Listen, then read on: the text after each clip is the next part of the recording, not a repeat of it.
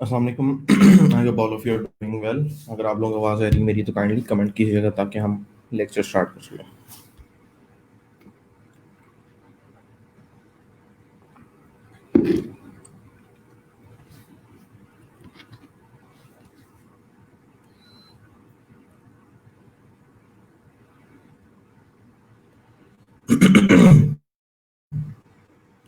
Confirm आपको आवाज़ आ रही है तो I should start discuss what to do today.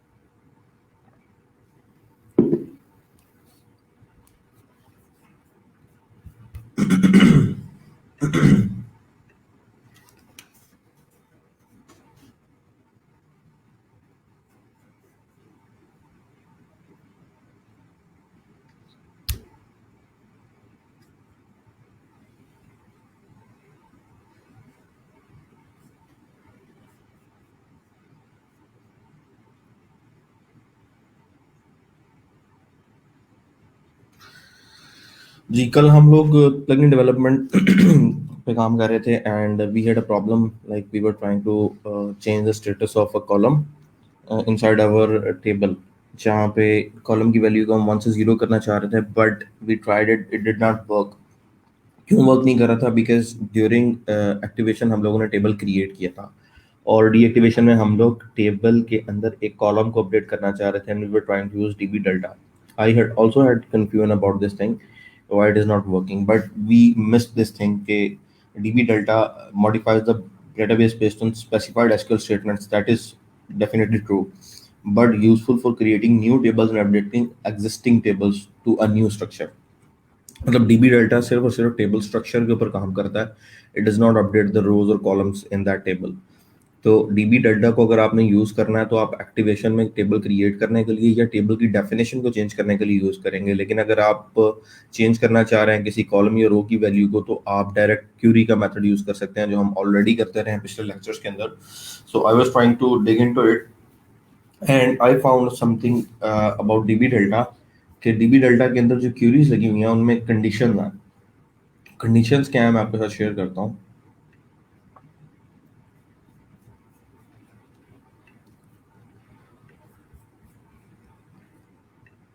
ये हमारा कल वाला कोड है जिसमें हम लोग डीएक्टिवेशन की हुक को रन कर रहे थे and during this hook we had a problem. Problem क्या था कि we were trying to deactivate and change the status of the table. Query हमारी ठीक थी, लेकिन क्यूरी के अंदर प्रॉब्लम आ रही थी कि क्यूरी रन हो जाती थी लेकिन स्टेटस चेंज नहीं होता था। अब स्टेटस चेंज क्यों नहीं हो रहा था? Because we were trying to execute the query using DB delta. क्योंकि क्रिएशन में जब हमने टेबल क्रिएट किया वहां भी डीबी डेल्टा का यूज किया और जहां हम डीएक्टिवेट कर रहे थे वहां भी डीबी डेल्टा का यूज किया। अब डीबी डेल्टा को जब आप यूज करते हैं, अगर हम इसकी डेफिनेशन को देखें तो यहाँ पे डीबी डेल्टा की डेफिनेशन है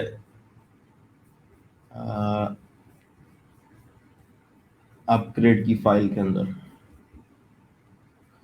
डीबी डेल्टा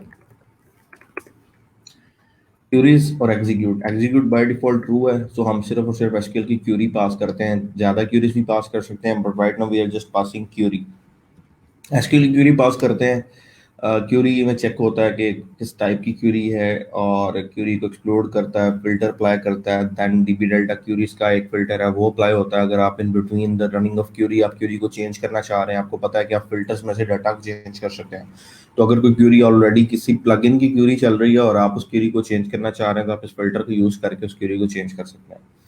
अच्छा, आगे चलते हैं। क्यूरी में अगर आप देखें, create a table name index for an array of queries. अब यहाँ पे क्रिएट टेबल की क्यूरी है, क्रिएट टेबल की, क्रिएट डेटाबेस की क्यूरी है, इंसर्ट इनटू अपडेट। ठीक है, ये चार केसेस हैं जिनके केस में क्यूरी काम करती है। प्रैग मैच, जहाँ पे आप चेक कर रहे हैं कि आपके पास जो स्टेटमेंट आ रही है उसमें क्रिएट टेबल है, क्रिएट डेटाबेस है, या इंसर्ट की क्यूरी है, या अपडेट की क्यूरी है। अब अपडेट के अंदर आपके पास अपडेट में हमने तो अपडेट रन किया था कि अपडेट करवाना टेबल को विद द कॉलम स्टेटस। अब इसी चीज को अगर आप दोबारा एग्जीक्यूट करते हैं, like in our plugin we had this thing, मैंने ये जो मेरी हुक्स थी दोनों एक्टिवेट और डीएक्टिवेट की, those were had to be in the same file as the plugin file, तो मैंने उनको चेंज करके उनकी प्लेस को प्लगइन में ही वापस ले आया। कन्फिग से, कन्फिग में थी, यहाँ से मैंने कॉपी किया और वापस इस फाइल में लेके आया। ठीक है, और यहाँ से मैं अब दोबारा डीएक्टिवेशन का कोड रन करने की कोशिश करता हूँ, लेट सी के डीबी डेल्टा इस टाइम हमें क्या जो है वो प्रोवाइड करता है रिस्पॉन्स। कल तक तो हमें इस पे रिस्पॉन्स नहीं मिल रहा था, but today I had added a single statement in that and see if that works और नॉट। सो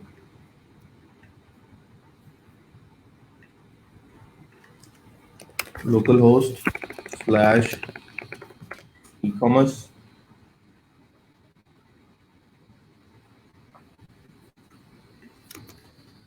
एडमिन लॉगिन करते हैं।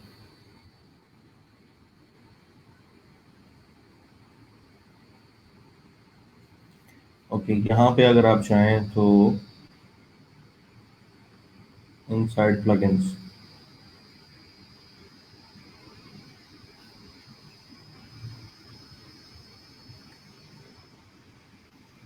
यहाँ भी एक्टिवेटेड है राइट नाउ। इसको मैं डीएक्टिवेट करता हूँ। डीएक्टिवेट किया तो समथिंग पे आके स्टॉप हो गया। अगर हम कोड को दोबारा देखें तो यहाँ पे कोड लिखा हुआ है कि जैसे ही डीएक्टिवेशन हुक कॉल हो तो ये फंक्शन कॉल होना चाहिए। ये फंक्शन यहाँ पे दिया हुआ है, इस फंक्शन के अंदर कहीं समथिंग नहीं है। पहले यहाँ पे कुछ प्रिंट करवाते हैं, I am inside deactivation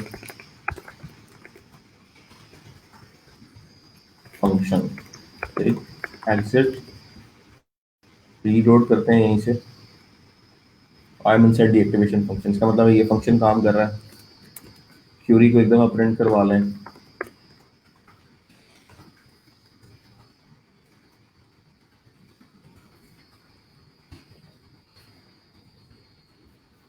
reload करते हैं, क्यूरी भी काम करी है। Update table set status is equal to 0। अगर मैं इस क्यूरी को उठा के एसक्यूएल एडिटर में अभी एग्जीक्यूट करूंगा तो मेरे कॉलम का स्टेटस जो है वो चेंज हो जाएगा, लेकिन मैं चाह रहा हूँ कि प्रोग्रामेटिकली स्टेटस चेंज हो। सो ये वाली फाइल, इसके अंदर बेसिकली आपके डीबी डेल्टा की डेफिनेशन अवेलेबल है, इसको इंक्लूड किया और इस प्रोसेस को कंटिन्यू करते हैं। जैसे इस प्रोसेस को कंटिन्यू किया तो यहाँ पे ये लाइन प्रिंट हो गई, उसके बाद डीबी डेल्टा पे चला गया। डीबी डेल्टा की डेफिनेशन हमने ऑलरेडी देखी है। डीबी डेल्टा मैंने आपको बताया था, जहाँ पे केस मैच होता है वो क्यूरी कॉल आपकी चलेगी। यहाँ पे क्रिएट टेबल नहीं है हमारी क्यूरी में, क्रिएट डेटाबेस नहीं है, इंसर्ट इनटू नहीं है, अपडेट टेबल नहीं है, अपडेट की स्टेटमेंट जरूर है। यहाँ पे लास्ट एल्स पार्ट के अंदर मैंने प्रिंट स्टेटमेंट लगाई है अनरिकग्नाइज्ड क्यूरी टाइप, यानी डीबी डेल्टा को इस क्यूरी की टाइप का आइडिया ही नहीं है, तो इस तरह की अपडेट की क्यूरी जो है ये रन नहीं करेगा। सो इन दैट केस अगर आपके पास डीबी डेल्टा किसी क्यूरी के लिए काम नहीं कर रहा, तो फिर आप जो है वैसे तो इसके अंदर ये डेफिनेशन होनी चाहिए, अप टू माय अंडरस्टैंडिंग अगर टेबल क्रिएट हो रहा है तो रिकॉर्ड्स भी अपडेट होने चाहिए। अगर ये अपडेट नहीं करता, एल्स पार्ट में आएगा, यहाँ से उसको कोई रिस्पॉन्स नहीं मिलेगा आई क्यूरीज में, और फर्दर फिर आगे आपका कोड, क्योंकि ये आपका वेरिएबल ही एम्प्टी हो जाएगा क्यूरी वाला, तो फर्दर इस कोड की कोई वैल्यू नहीं होगी। सो करना क्या है, आप वापस जाएंगे अपने प्लगइन में, यहाँ पे जाके आप अल्टरनेट मेथड ये यूज कर लें WPDB का। WPDB का क्यूरी मेथड है जिसको अगर आप एसक्यूएल पास करें तो इट डेफिनेटली वर्क्स आउट, ये चेंज कर देगा आपके कॉलम की वैल्यूज को। तो हम इन दोनों लाइंस को यहाँ से निकाल देते हैं और इस सिंगल लाइन को हम यहाँ पे ले आते हैं, ठीक है। और कॉलम की स्टेटस की वैल्यू को मैं चेंज करना चाह रहा हूँ 10 पे। जैसे ही मेरा प्लगइन डीएक्टिवेट हो, मेरे कॉलम की स्टेटस वैल्यू 10 हो जाए। और एक बार कॉलम की स्टेटस वैल्यू चेक कर लेते क्या है। लोकल होस्ट PHP माइडमेन और हमारी डेटाबेस है ई कॉमर्स। ई कॉमर्स में हमारा टेबल है जी WPDB रीडर, और WPDB रीडर में स्टेटस की वैल्यू राइट नाउ 0 है, ठीक है। अब एक्टिवेशन करते हैं इस प्लगइन की। ओके,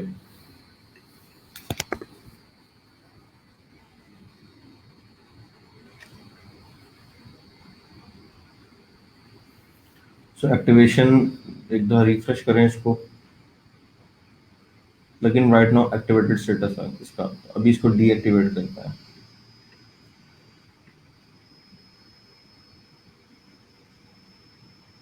तो प्लगइन डीएक्टिवेटेड, स्टेटस की वैल्यू चेक करते हैं।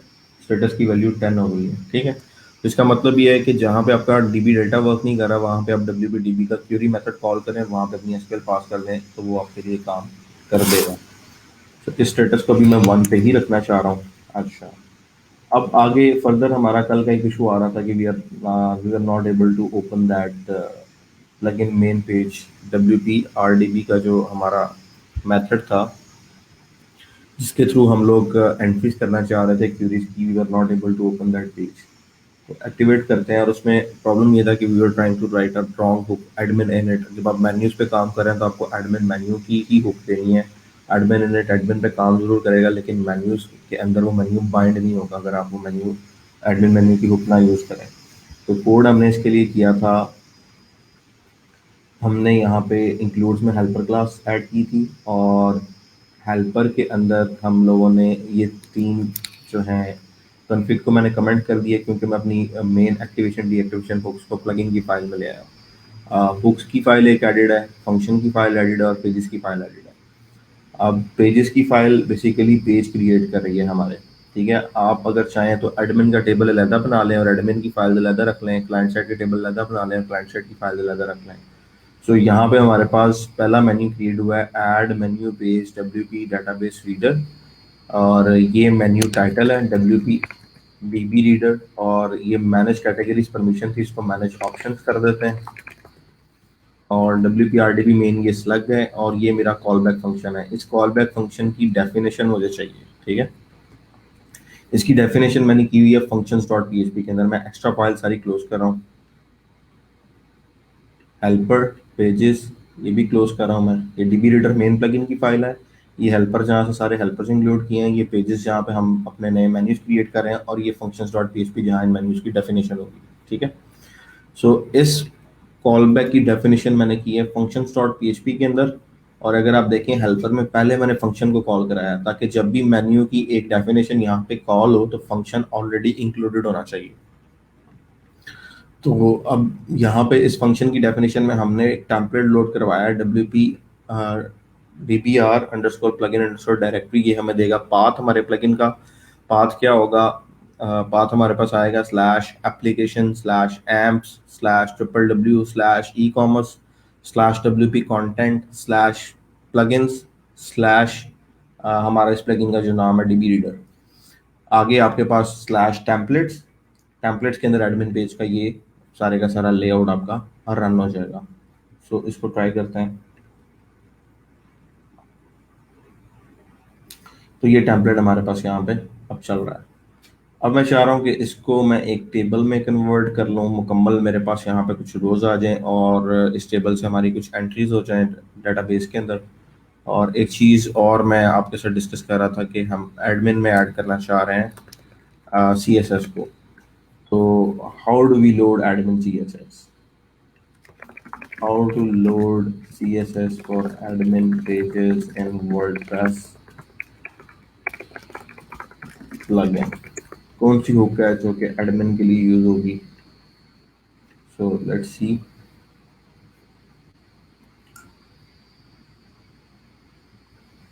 एडमिन क्यू स्क्रिप्ट्स, तो हम ऑलरेडी जो यूज कर रहे हैं that is in Q scripts. अगर आप एडमिन की फाइल को इंक्लूड करना चाह रहे हैं तो that is admin in Q scripts. तो एडमिन क्यू स्क्रिप्ट्स के लिए सी एस एस फाइल्स होंगी एसेट्स के अंदर। अभी मैंने जो सी एस एस फाइल्स रखी हैं, this is for client side, this is for client side. तो मैं एक काम कर रहा हूँ, यहाँ पर मैं एक नया फोल्डर बना रहा हूँ, उसका नाम रख देता हूँ एडमिन। और इस एडमिन के फोल्डर के अंदर एक और फोल्डर बना दूँ, इसका नाम रख देता हूँ एसेट्स। ठीक है। और एडमिन के अंदर एसेट्स का फोल्डर है, एसेट्स में अगेन हम दो फोल्डर बना देते हैं, एक सी एस एस का और एक जे एस का। यानी एडमिन के एसेट्स अलग हैं, ये जो एसेट्स हैं ये पब्लिक के हैं। आप चाहें या तो पब्लिक का फोल्डर बना के एसेट्स को उसके अंदर ले जाएं, और चाहे तो डायरेक्ट रहने दें, इट्स अप टू यू। तो यहाँ पे मुझे एक सी एस एस फाइल चाहिए, तो new file, save, db admin dot C S S. इसको ऑटोमेटिकली जो है वो लग जाएगा वहाँ पे जब हम इसको ऐड करेंगे, या हम यहाँ पे simple style dot C S S लिख लेते हैं फाइल नेम, और यहाँ पे हम डायरेक्ट लिख लेते हैं न्यू फाइल में स्क्रिप्ट डॉट सी एस। ठीक है। जब हम इनको इंक्लूड करेंगे उसके अंदर, वहाँ पे हम इनको हैंडल दे सकते हैं। हमको पता है कि डब्ल्यू पी क्यू स्टाइल्स और डब्ल्यू पी क्यू स्क्रिप्ट दोनों को आप हैंडल प्रोवाइड करते हैं, जिससे आपके फाइल्स को ब्राउजर के अंदर एक यूनिक नेम मिल जाता है। सो सी एस एस और जे एस। सो अब हमें कौन सी हुक को यूज़ करना है? hooks dot P H P की क्लास के अंदर we need to use another hook, add underscore action. जो अभी हम लोगों ने यहाँ पे ये हुक देखी है, एडमिन इन क्यू स्क्रिप्ट। इसको मैं कॉपी कर रहा हूँ as it is, admin enqueue script admin style function बना लें। यहाँ पे कोशिश करें जो भी आप अपना फंक्शन लिख रहे हैं उसके स्टार्ट में आप अपना प्रीफिक्स दें, W P R D B या D B R, whatever we are using as a prefix. W P D B R admin style के नाम से फंक्शन बन जाएगा, और इसके अंदर हम अपने दोनों स्क्रिप्ट्स को लोड करवा लेंगे। अब स्क्रिप्ट लोड करवाने के लिए यही तरीका है जो ये वाला है, यानी आप प्लगइन के एसेट्स तक गए हैं और यहाँ से आपने लोड करवा लिया। तो मैं चाह रहा हूँ कि मैं प्लगइन के एसेट्स तक ना जाऊँ, मैं प्लगइन डायरेक्टरी तक जाऊँ, और डायरेक्टरी में जाके मुझे पता है एडमिन का फोल्डर है, एडमिन के अंदर एसेट्स का फोल्डर है, उसके अंदर सी एस एस का फोल्डर है, और उसमें style dot C S S की फाइल है। इसका नाम रखते हैं W P D B R admin. अब जब ब्राउजर में ये फाइल शो होगी तो इसका हैंडल आएगा W P D B R admin. So first of all let's add an exit here, check करते हैं कि ये कोड हमारा काम कर रहा है, then we move ahead, refresh. Okay, code हमारा यहाँ तक चल रहा है। और ये पाथ मैं चेक करना चाह रहा हूँ, एक दफ़ा इस पूरे को कॉपी करें और प्रिंट में ले आए, चेक कर लें पाथ ओके। अगर तो आपका पाथ करेक्ट है तो आपकी फाइल सक्सेसफुली लोड हो जाएगी।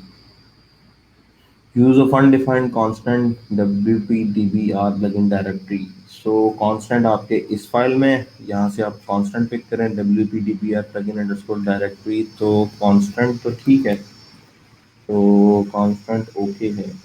हेल्पर के अंदर आपके बेसिकली सारी हुक्स हैं, तो आप हेल्पर में जाएं ज़रा। हेल्पर के अंदर हुक्स हैं और फंक्शंस हैं और पेजेस हैं, और हुक्स के अंदर आपने कांस्टेंट यूज़ किया हुआ है ये वाला।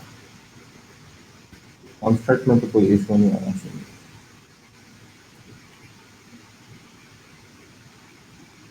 चलें जी, ये आपके पास आ गया मुकम्मल path application M triple W E commerce W P content plugins DB reader में एडमिन का फोल्डर, उसमें एसेट्स का फोल्डर, उसमें सी एस एस का folder and then style dot C S S. Okay, इसको आप शूट करवा दें, और इसके साथ ही आप जो है स्क्रिप्ट का आप चाहे अलग एक्शन लिख लें, जहाँ पे ऐड करना चाह रहे हैं यहीं पे भी ऐड कर सकते हैं। मैं एक अलग एक्शन बना रहा हूँ, W P D P R admin script, और फंक्शन लिख रहा हूँ उसके लिए मैं, और इसके अंदर मैं अपना स्क्रिप्ट ऐड करवाना चाह रहा हूँ। तो जो स्टाइल है उसके लिए वर्डप्रेस का फंक्शन है डब्ल्यू पी इंक्लूड स्टाइल, और जो स्क्रिप्ट है जावा स्क्रिप्ट उसके लिए फंक्शन है डब्ल्यू पी इंक्लूड स्क्रिप्ट। सो यहाँ पे भी डब्ल्यू पी प्लगइन डायरेक्टरी, और उस डायरेक्टरी के अंदर स्लैश एडमिन, क्योंकि ये वाला आपको जो ये कांस्टेंट है ये सिर्फ इतना पाथ देगा, आपको यहाँ तक पाथ देगा रीडर तक। ठीक है, अगला पाथ आपने खुद साथ अटैच करना है कंकैटिनेशन करके, डॉट लगा के एडमिन स्लैश एसेट स्लैश जे S slash script dot J S. Clear है? यहाँ तक अगर आपको किसी चीज़ की नहीं समझ आई तो मुझे बता दें, मैं रिपीट कर देता हूँ।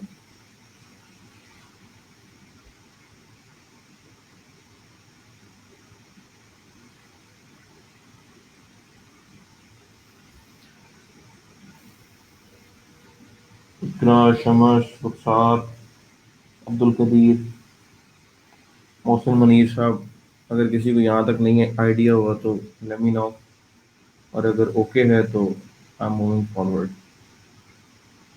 अच्छा, एक एरर यहाँ पे हमारे पास आ रहा है, constant assumed, use of undefined constant assumed, wptpr underscore plugin underscore directory in hooks.php on line number 17।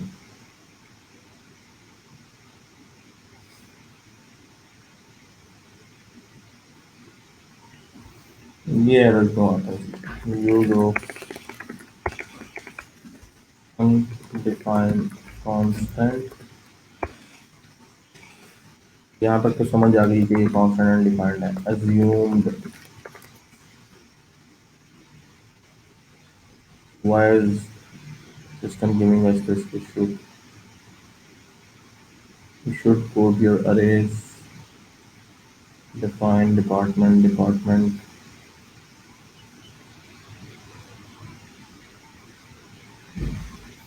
channel should not be the issue by the way।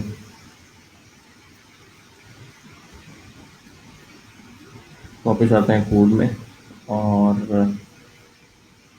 Code में आपके पास यहाँ प्लगइन कॉन्स्टेंट्स डिफाइन है, wpdbr plugin directory उसी को हम use कर रहे हैं, तो it should not be the problem. wpdbr plugin directory.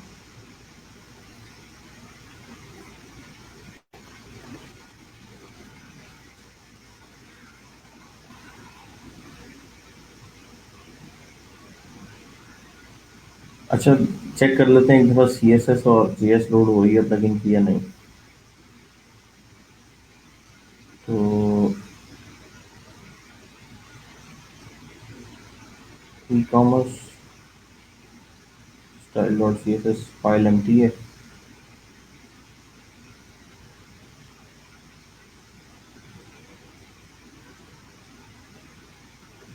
एक दफा पाथ चेक कर लें।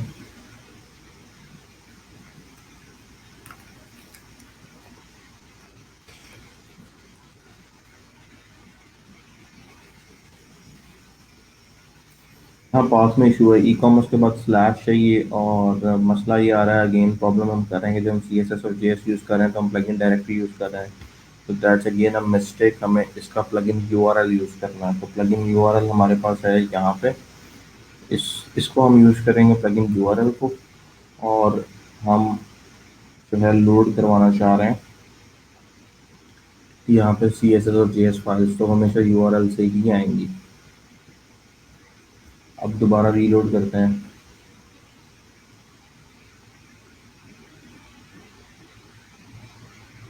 तो पाथ अब हमारे पास बिल्कुल ठीक आ रहा है, local host e commerce WP content plugins TV reader, ये दो स्लैशेस आ रही हैं क्योंकि जब आप यूआरएल यूज़ करते हैं तो आपको लास्ट में ट्रेलिंग स्लैश मिल जाती है। तो फिर यूआरएल के केस में जैसे हमने यहाँ पे स्लैशेस नहीं रखी, यहाँ पे आपको स्लैश ख़त्म करनी है। स्लैश ख़त्म करते हैं यहाँ से, रीलोड करें।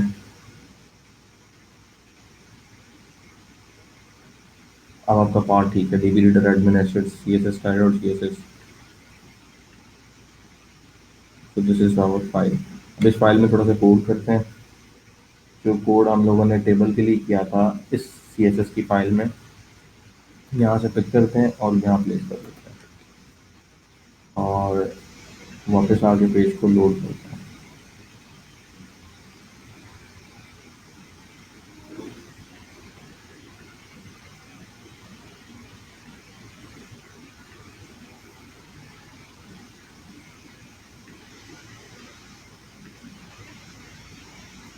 फाइल हमारी लोड नहीं हुई या कैशे हुई या ओल्ड वर्जन, उसके लिए इसको हम बंद करते हैं, रिफ्रेश करते हैं। कंट्रोल शिफ्ट आर मैंने प्रेस किया ताकि कैशे जो है मेरी रिमूव हो जाए। अब मेरे पास ये सिचुएशन है कि अलग-अलग जो टीआर हैं और टीडीज हैं, उन सबके ऊपर बॉर्डर लग रहा है, तो मुझे यहाँ पे टीआर को बॉर्डर देना है और बॉर्डर भी देना है केवल के टीएच को बॉर्डर बॉटम देता हूँ सबसे पहले, एंड फर्दर फिर हम देखते हैं स्टाइलिंग हमें किस तरह से इम्प्रूव करनी है।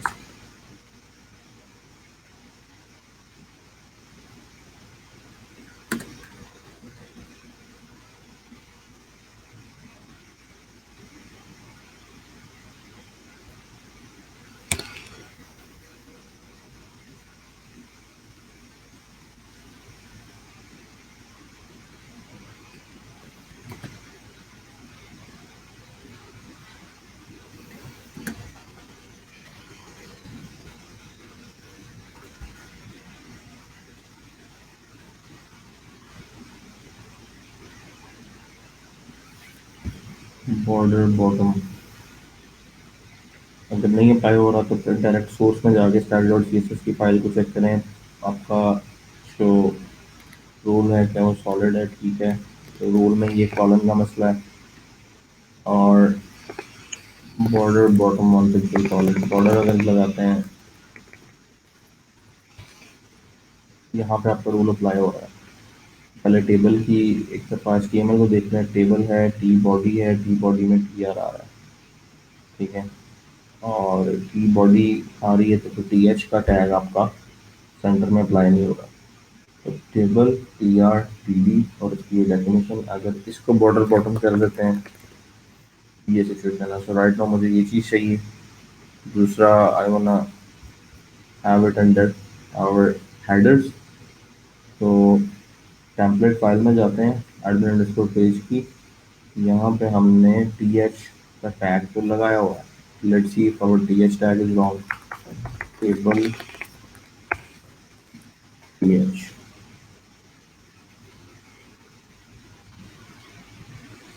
टी आर के अंदर टी एच आएगा। That's what we are doing wrong. तो टी आर के अंदर आप टी एच लगाएं और टी डी खत्म कर दें।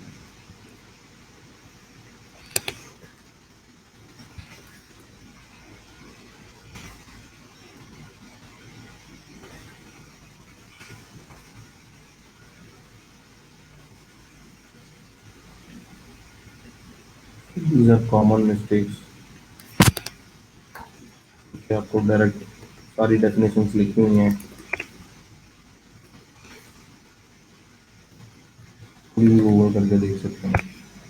लॉजिक्स आपके पास क्लियर होने चाहिए। अच्छा, टी आर के अंदर टी एच आ गया, टी एच के अंदर मेरे पास हेडिंग आ गई और मैं सिर्फ अपना जो स्टाइल है वो इन हेडिंग्स पे अप्लाई करना चाह रहा हूँ। तो अल्टीमेटली इसको मैं ख़त्म कर देता हूँ, इन सिलेक्टर्स को, फाइल को रीलोड करवाता हूँ।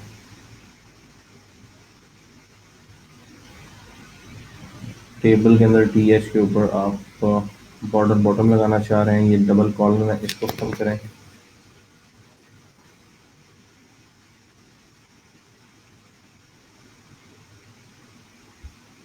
कॉन्स्टेंट्स और हुक्स में मिक्स हो रही हैं। कॉन्स्टेंट जो है आपके, वो आपके पीएचपी के कॉन्स्टेंट हैं, ग्लोबल आपके वेरिएबल्स हैं जिनको आप कहीं पे भी अपने पूरे प्रोजेक्ट में इंक्लूड कर सकते हो। ठीक है, मैं जैसे आपको यहाँ पर बता देता हूँ कॉन्स्टेंट्स पीएचपी में क्या करता है। डेफिनेशन से देख लो। कॉन्स्टेंट्स प्योर पीएचपी का कंसेप्ट है, हुक्स प्योरली आपके वर्डप्रेस का कंसेप्ट है। A constant is an identifier name for a simple value. जिस तरह आपका वेरिएबल होता है ना, वेरिएबल जो आप समझ लें, वेरिएबल और कांस्टेंट एक ही चीज़ है, लेकिन इनमें सिर्फ इतना फ़र्क है कि वेरिएबल की वैल्यू आप प्रोग्राम में कहीं पे भी चेंज कर सकते हैं, लेकिन कांस्टेंट की वैल्यू चेंज नहीं कर सकते। एक दफ़ा आपने डिफाइन के कीवर्ड से कांस्टेंट एक दफ़ा बना दिया है तो थ्रू आउट द प्रोग्राम उसकी वही वैल्यू रहेगी। कहीं पे भी दोबारा अगर आप कांस्टेंट की वैल्यू को चेंज करना चाहेंगे, दोबारा डिफाइन लिख के उस कांस्टेंट का नाम दे के वैल्यू देंगे, तो that will cause an error कि ये कांस्टेंट और इसकी वैल्यू चेंज नहीं हो सकती। तो कांस्टेंट हम उन चीज़ों को रखते हैं जिनको हमें बाद में यूज़ करना है। जैसे पाथ कांस्टेंट होते हैं, आपके प्लगइन की जो डायरेक्टरी है वो हमेशा कांस्टेंट है कि हमेशा डब्ल्यूपी कंटेंट के अंदर प्लगइन्स की डायरेक्टरी पड़ी है, वहीं पे प्लगइन का फोल्डर होगा। आपके थीम की डायरेक्टरी को हम एज अ कांस्टेंट यूज़ कर सकते हैं। प्लगइन वर्जन का स्टार्ट को कांस्टेंट यूज़ कर सकते हैं। ऑथर का नाम बार बार चेंज नहीं होना, उसको एज अ कांस्टेंट यूज़ कर सकते हैं। तो वो मेटा इन्फॉर्मेशन जो कि स्टैटिक रहेगी थ्रू आउट द डेवलपमेंट और एनहांसमेंट ऑफ द प्लगइन, उनको हम एज अ कांस्टेंट स्टोर करवा लेते हैं और उन कांस्टेंट से हम उनको बार बार यूज़ कर लेते हैं ताकि बार बार पाथ कैलकुलेशन ना करनी पड़े हमें। ठीक है। जो हुक है वो वर्डप्रेस का अपना कंसेप्ट है कि जब भी वर्डप्रेस चलता है तो हर स्टेप के ऊपर वर्डप्रेस अलाउ करता है दूसरे प्लगइन डेवलपर्स को और थीम डेवलपर्स को कि जब हेड कॉल हो रहा है उसमें वो इंक्यू एक्शन एक लगा देता है इंक्यू स्क्रिप्ट का, जहाँ पे आप अपने स्टाइल या सीएसएस ऐड कर सकते हैं। बॉडी कॉल होती है तो कंटेंट के ऊपर वो एक लगा देता है द कंटेंट की हुक, जिससे आप जो है अपना उस डेवलपर प्लगइन डेवलपर या थीम डेवलपर वहाँ पे उस हुक को यूज़ करके अपना कंटेंट भी ऐड कर सकता है। इसी तरह से साइड बार्स की हुक्स हैं, इसी तरह से फुटर्स की हुक है। तो हुक आपको दी जाती है ताकि as a developer, as a plugin developer, जिस तरह मैं वर्डप्रेस के कोर में जाकर तो हेड में कोई चीज़ नहीं रख रहा, तो मुझे हेड में style dot C S S और स्क्रिप्ट डॉट जी एस रखनी है, तो मैंने उनकी दी हुई हुक को यूज़ किया और अपनी दो फाइलें ऐड करवा दी। उसके दौरान मुझे पाथ देना था, तो जब भी मैंने style dot C S S का पाथ देना था, जब भी मैंने स्क्रिप्ट डॉट जी एस का पाथ देना था, वहाँ पे मुझे बार बार एच टी टी पी से लेके मुकम्मल एड्रेस जनरेट करना पड़ता है, गेट साइट यूआरएल आगे स्लैश लगा के एसेट स्लैश। तो मैंने क्या किया, उनके पाथ एक दफ़ा बना के कांस्टेंट में रखनी है। तो जब भी हुक के अंदर मैं फाइलें लोड करवाता हूँ तो मैं वो कांस्टेंट उठाता हूँ, वो मुझे जो स्टैटिक पाथ है वो कांस्टेंट दे देता है। आगे फाइल का जो पाथ है वो एडमिन की फाइल है या वो पब्लिक फाइल है, वो मैं खुद आगे अटैच कर लेता हूँ। तो कांस्टेंट मेरे उस काम को आसान कर देता है, दैट्स इट। इसके अलावा कोई ऐसा जो है वो डिफिकल्ट कॉन्सेप्ट नहीं है इसके अंदर। समझ आ गई?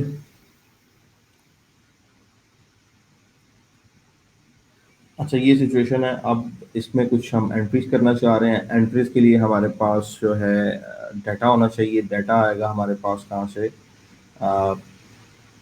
फंक्शन से।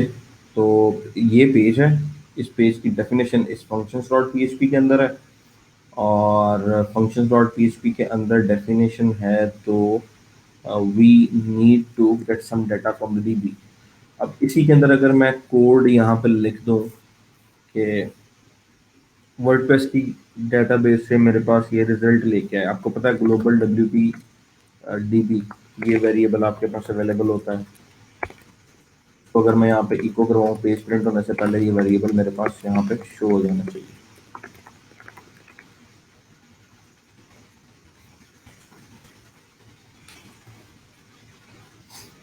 रिफ्रेश करते हैं तो ये वेरिएबल मेरे पास यहाँ पर डिस्प्ले हो रहा है, ठीक है। और इसका लास्ट रिजल्ट क्या है? फाउंड रोज 6 और select found rows, I don't know एक कौन सी क्वेरी इसको रन कर रही है, बट हम यहाँ पे से अपनी एग्जीक्यूशन करवा सकते हैं। तो मैं यहाँ पे एक केस लगाना चाह रहा हूँ कि अगर तो मेरे पास पेज की वैल्यू के अंदर W P D B main आ रहा है तो क्या केस कॉल होना चाहिए, ठीक है।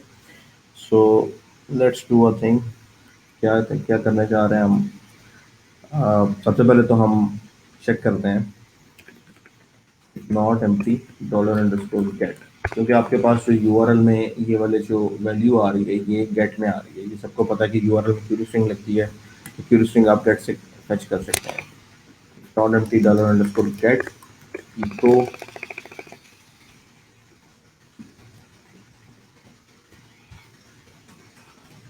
प्रिंट डॉलर अंडरस्कोर गेट, ये हमें देगा एक अरे, अरे में मिलेगा पेज। रिफ्रेश करते हैं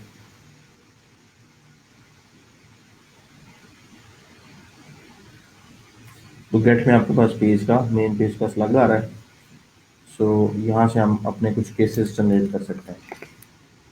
इसमें लगा लेते हैं स्विच, स्विच में दे देते हैं डॉलर अंडरस्कोर गेट का पेज। शॉर्ट ही है आपका, यहीं से इंडेक्स उठाएं और यहाँ पे दे दें। तो गेट के अंदर जो वैल्यू आ रही है, जो वैल्यू आ रही है, अगर तो वो W P D B R main value है, अगर तो वो ये वैल्यू है W P D B R main, ठीक है।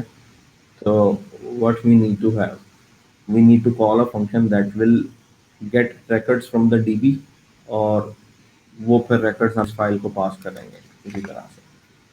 तो यहाँ पे आपको कुछ कोड करना है। कोड अब आपका क्या होगा?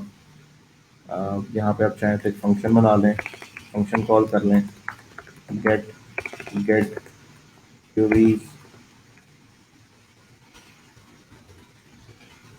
गेट, या सबसे पहले प्रीफिक्स दें ताकि किसी और प्लगइन के साथ फंक्शन आपका मैच ना करे। W P D B are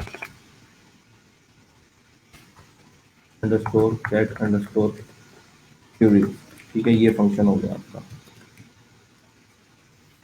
ये फंक्शन की डेफिनेशन हम नीचे कर लेते हैं। फंक्शन और ये फंक्शन करेगा क्या, ये कुछ ना कुछ डीबी से रिजल्ट देगा और आपको प्रोवाइड कर देगा। जब ये फंक्शन कॉल होगा तो global dollar W P D P का आपके पास कीवर्ड अगर आ रहा है, कीवर्ड कह रहा हूँ, जो आपके पास इसका जो इंस्टेंस आ रहा है उसको एक दफ़ा प्रिंट करवा लें ताकि हमें आइडिया हो कि हम यहाँ से अपनी क्यूरी को कॉल कर सकते हैं। तो मुझे वो यहाँ पे नहीं चाहिए वेरिएबल, मुझे इस फंक्शन कॉल में चाहिए। तो जैसे ही ये चलेगा ये वाला एडमिन का फंक्शन, यहाँ पे चेक होगा, अगर तो क्यूरी स्ट्रिंग एम्प्टी नहीं है और क्यूरी स्ट्रिंग का जो पेज है उसकी value W P D B R main है, तो ये फंक्शन कॉल हो जाएगा। जब ये फंक्शन कॉल होगा तो इसके अंदर हम प्रिंट यहाँ पे लगा देते हैं कि हम इस फंक्शन में आ चुके हैं।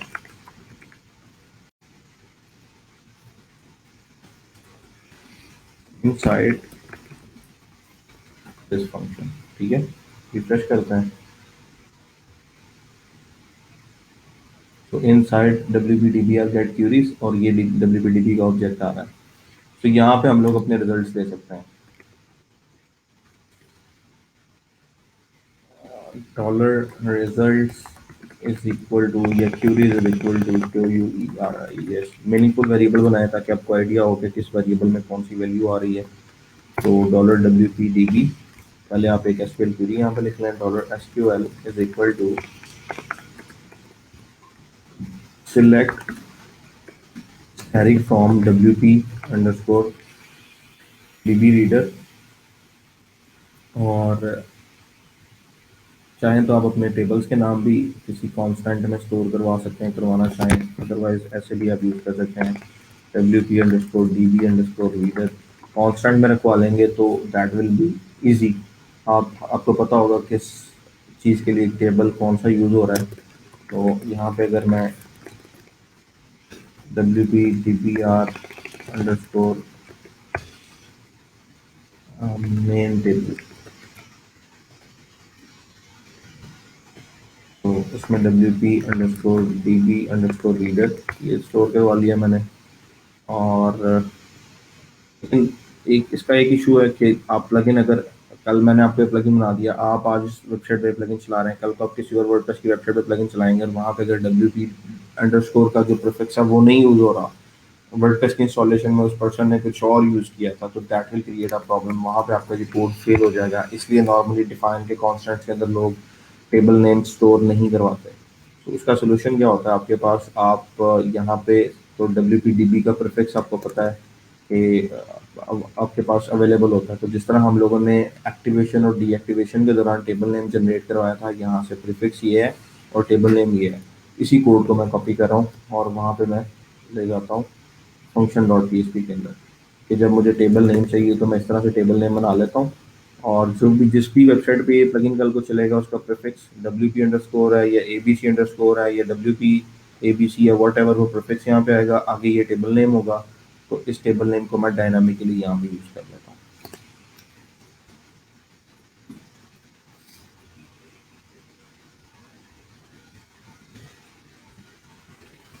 वो वाली वैल्यू चाहिए where status is equal to 1, ठीक है। एक दफ़ा अपनी क्यूरी को प्रिंट करवा लेते हैं,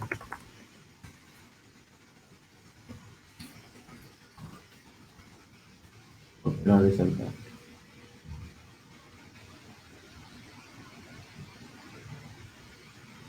तो ये क्यूरी मेरी बन गई, select static from W B underscore D B underscore reader where status is equal to 1, और इसी क्यूरी को मैं आगे पास कर देता हूँ यहाँ पे। तो dollar W P D B query को कॉल करेगा और क्यूरी एस क्यू एल है, और अब रिस्पॉन्स हमारे पास आ रहा है इट्स क्यूरीज के अंदर। तो इसको ज़रा प्रिंट करवा लें, लेट्स सी क्या रिस्पॉन्स है।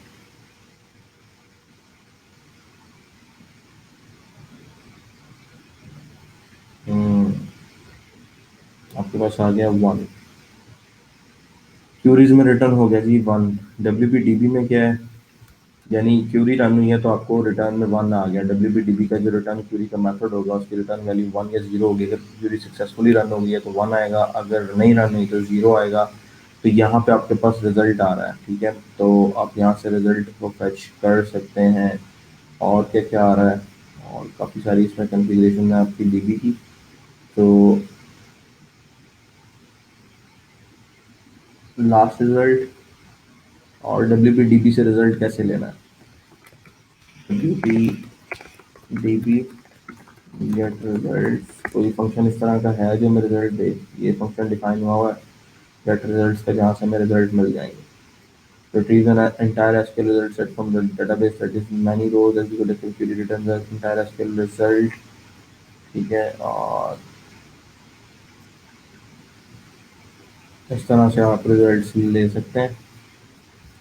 हम भी ट्राई करते हैं कोड में।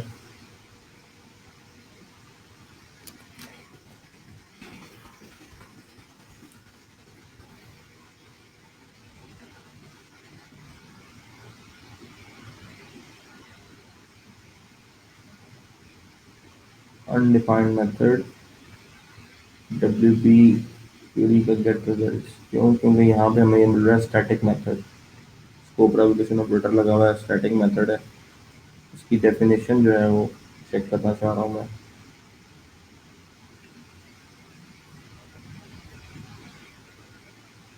यहाँ पे देखें आप, गेट रिजल्ट्स में डायरेक्टली पास किया हुआ है सिलेक्ट स्टैटिक फ्रॉम जो भी आपकी क्यूरी है। तो इसका मतलब है कि गेट रिजल्ट्स में हम डायरेक्टली ये क्यूरी भी पास कर सकते हैं, तो वहाँ से भी हमें रिजल्ट मिल जाएगा। तो अगर हम गेट अंडरस्कोर रिजल्ट्स करते हैं और एसक्यूएल पास करते हैं तो लेट्स सी क्यूरीज में क्या आता है।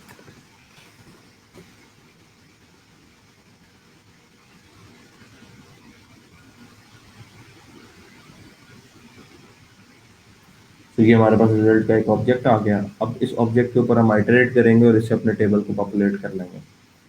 तो यहाँ पे आप लिख रहे हैं रिजल्ट क्यूरीज और रिटर्न करते हैं क्यूरीज को, क्योंकि ये फंक्शन है, इस फंक्शन से आप रिटर्न करेंगे।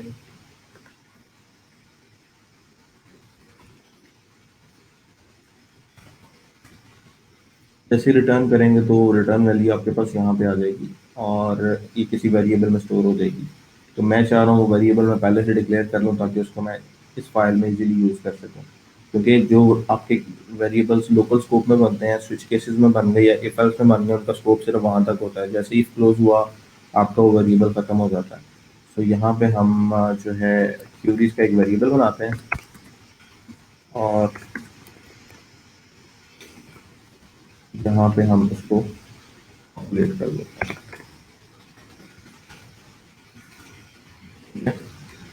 और बी क्यूरीज का वेरिएबल हमारे पास इस फाइल में अवेलेबल होगा। तो यहाँ पे क्यूरीज को आपने पॉपुलेट किया, एडमिन पेजेस में जाते हैं, यहाँ पे क्यूरीज को प्रिंट करवाते हैं। अगर तो क्यूरीज का वेरिएबल आ गया तो हम यहाँ पे डाटा उससे फेच करेंगे लूप लगा के और शो करवा देंगे।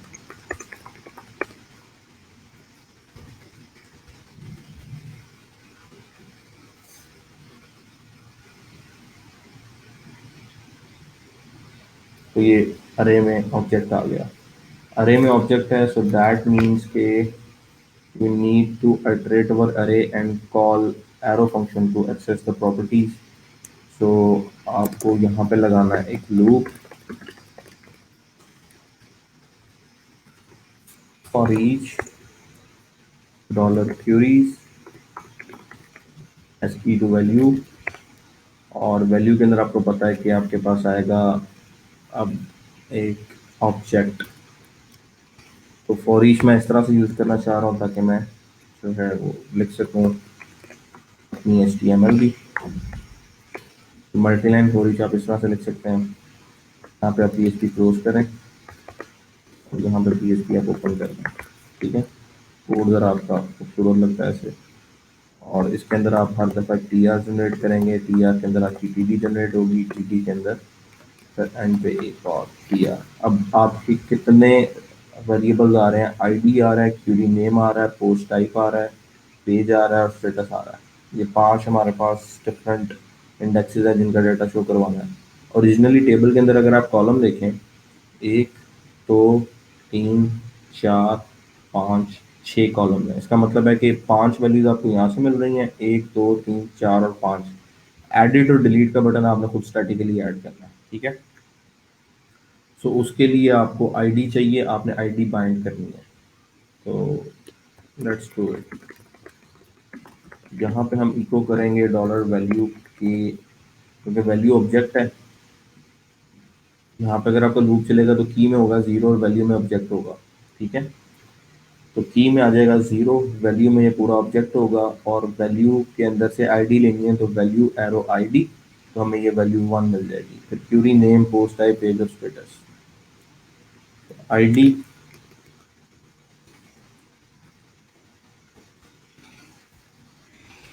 मैं इसी को कॉपी करता हूँ, 3 4 5। यहाँ पे आ जाएगा क्यूरी नेम। डायरेक्ट यहाँ से आप इंडेक्सेस कॉपी कर लें ताकि स्पेलिंग मिस्टेक ना हो, वरना बाद में आपको मुकम्मल कोड टैली करना पड़ता है। पोस्ट टाइप, पेज और स्टेटस।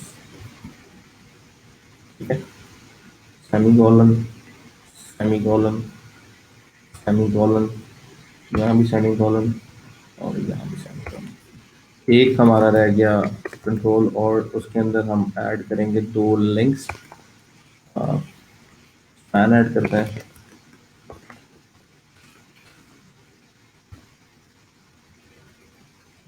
ये सिर्फ ज़रा इसको नीचे लाइन में ले आया ताकि रीडेबिलिटी हमारी मेंटेन रहे। फैन के अंदर हम एच रेफ के अंदर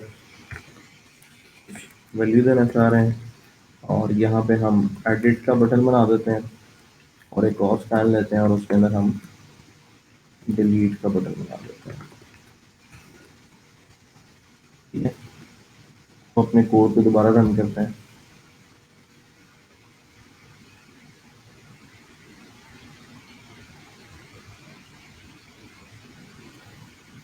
सो अब हमारे पास यहाँ पे एंट्री आ गई।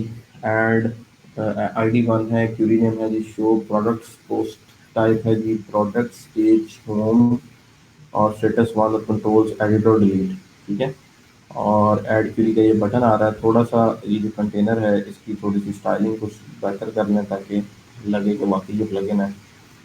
तो उसके लिए एक हेडिंग देनी है इसके ऊपर हमने, और हेडिंग के साथ साथ हमें थोड़ा सा ब्रेक का एलिमेंट यहाँ पे यूज़ करना है। ब्रेक लगा के इस कॉन्टेंट को नीचे लाना है, इस बटन को थोड़ा सा स्टाइल करना है, थोड़ा सा पेज को ब्यूटीफाई कर लेता है। सबसे पहले तो H1 से हेडिंग दे देते हैं,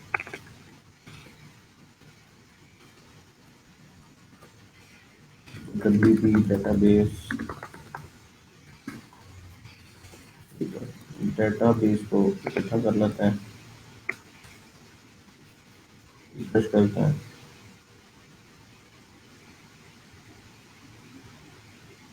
WP डेटाबेस रीडर, और उसके साथ साथ जो कंटेंट है, मेन कंटेंट, उसमें अगर आप हेडिंग वगैरह दे देते हैं, डिव क्लास मेन कंटेंट। ठीक है, और इसको हम दोनों रोज के बाद बंद कर देते हैं यहाँ पे। और ये जो दो रोज हैं इनको हम आगे ले जाते हैं, इंडेंट कर देते हैं थोड़ा सा, और इसकी थोड़ी सी स्टाइलिंग कर देते हैं। मेन पी कंटेंट कहाँ पे करनी है, एडमिन वाली स्टाइल CSS में करनी है। Div dot main P content जो है उसकी हम हेडिंग देना चाह रहे हैं।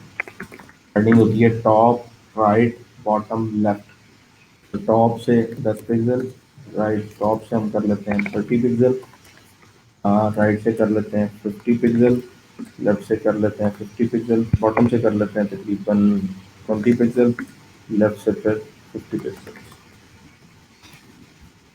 रिफ्रेश करते हैं,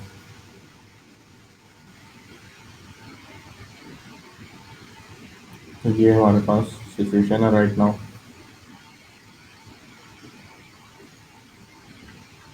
बैकग्राउंड ज़रा इसको दे देते हैं थोड़ा सा वाइट।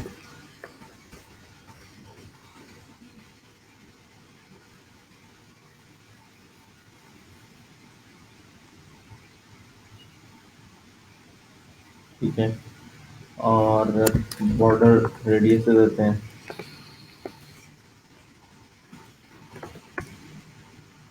4 पिक्सल्स, और बॉर्डर दे देते हैं जी 1 पिक्सल सॉलिड वाइट, ताकि आपके जो कॉर्नर्स हैं थोड़े से ये गोलाई में आ जाएंगे, राउंड हो जाएंगे थोड़े से। चल, और इस टेबल की मुझे चाहिए एक बॉर्डर, मैं चाह रहा हूँ इसको ऐड हो जाए। तो टेबल को अगर हम बॉर्डर दे सकते हैं तो नहीं,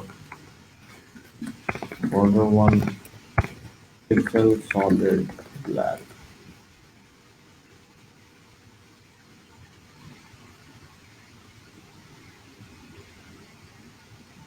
और इसके अलावा इन कॉलम्स को थोड़ा सा मैं चाह रहा हूँ कि खुला कर लें। हम किस तरह से हो सकता है, कॉल स्पैन देना पड़ता है, कौन सी प्रॉपर्टी है, call span T H.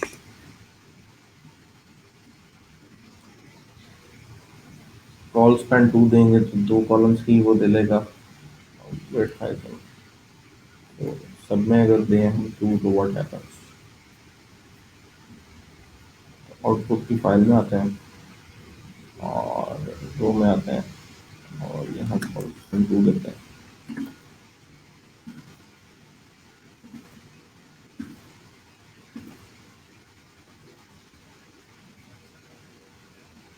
Table बड़ी पुरानी बात है, टेबल्स का यूजर तो हम लोग डिव्स वगैरह यूज करते हैं, डिव से भी चाहते तो हम ये बना सकते तो कोई इशू नहीं था। Just created it with table. यहाँ पे कॉल स्पैन 2 अप्लाई हो गया, यहाँ पे बाकियों में लगता है कि नहीं अप्लाई हुआ। कोई और तरीका भी है, विड्थ वगैरह दे सकते हैं हम लोग।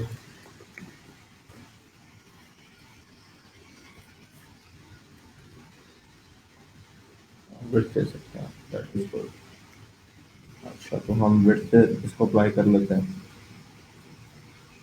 Style dot C S S में आके हम लोग टी एच को विड्थ देते हैं, हर सेल को 100 पिक्सल्स की और हर टी डी को 100 पिक्सल्स की।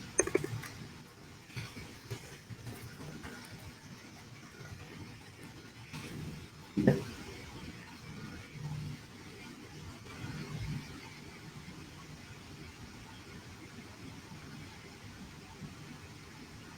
और अब कॉल स्टैंड को हम खत्म कर लेते हैं, कॉल स्टैंड की जरूरत नहीं है हमें।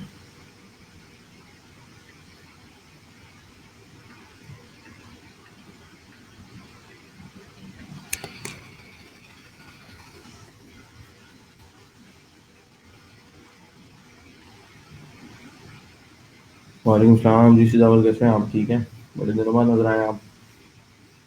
थोड़ा सा मैं चाह रहा हूँ कि कंटेंट भी मेरा अलाइन सेंटर होना चाहिए, तो style dot C S S में आके आप टेक्स्ट अलाइन सेंटर कर लें।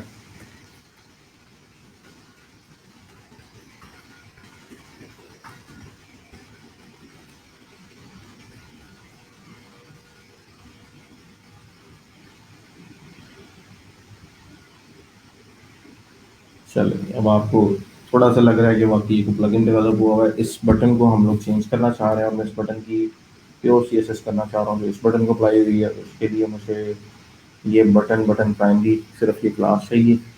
तो कोड में जाते हैं और टेम्पलेट फाइल के अंदर हम लोग बटन को ये क्लास दे देते हैं,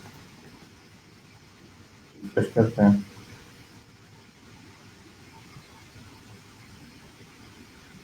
चलो जी, ऐड क्वेरी का बटन भी हमारा ऐड हो गया। ये थर्ड चीज़ ये है कि ये जो कंटेंट आ रहा है इसकी विड्थ जो है वो 100% है, मेन कंटेंट की। इसकी विड्थ मैं करना चाह रहा हूँ 70%। ठीक है, या और कम करेंगे तो we need it like this thing 45%। तो वो स्पेशली होनी चाहिए with media query large screen के ऊपर, आपको पता है। तो ताकि अगर मोबाइल पे आप ये प्लगइन ओपन करें तो आपको इशू नहीं आना चाहिए। मीडिया क्यूरी और सी एस एस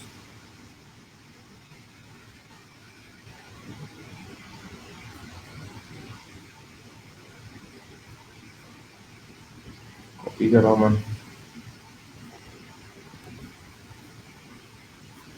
एडिटर जो है वो हमेशा लेफ्ट साइड पे होना चाहिए। और इसको बंद करते हैं डेस्कटॉप को।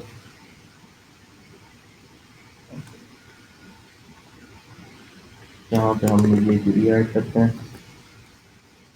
के ऊपर जहाँ पे मिनिमम विड्थ जो है वो होगी 768 पिक्सल्स, वहाँ पे आपके पास जो डिव की मेन कंटेंट है उसकी जो विड्थ है दैट शुड बी 45%। और अगर इसके अलावा आपकी विड्थ है तो वो होनी चाहिए तकरीबन 70%। ठीक है, वापस आगे रिफ्रेश करते हैं।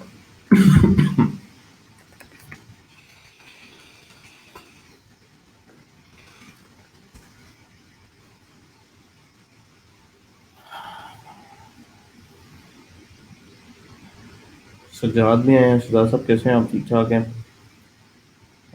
कमेंट है वालेकुम सलाम। बस नाम लेते हैं, इसके अलावा आप लोगों के पास कोई बात नहीं है करने को।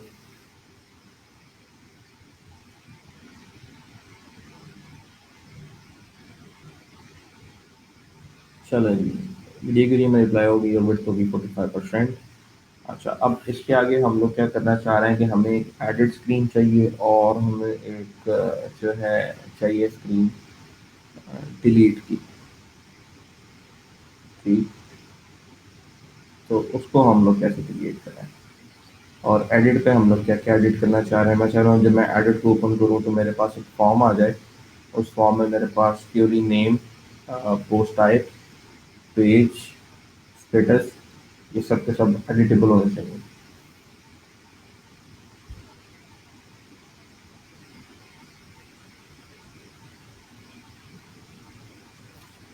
और डिलीट करो तो यहाँ से ये रिकॉर्ड जो है डिलीट हो जाना चाहिए। अब उसके भी दो तरीके हैं।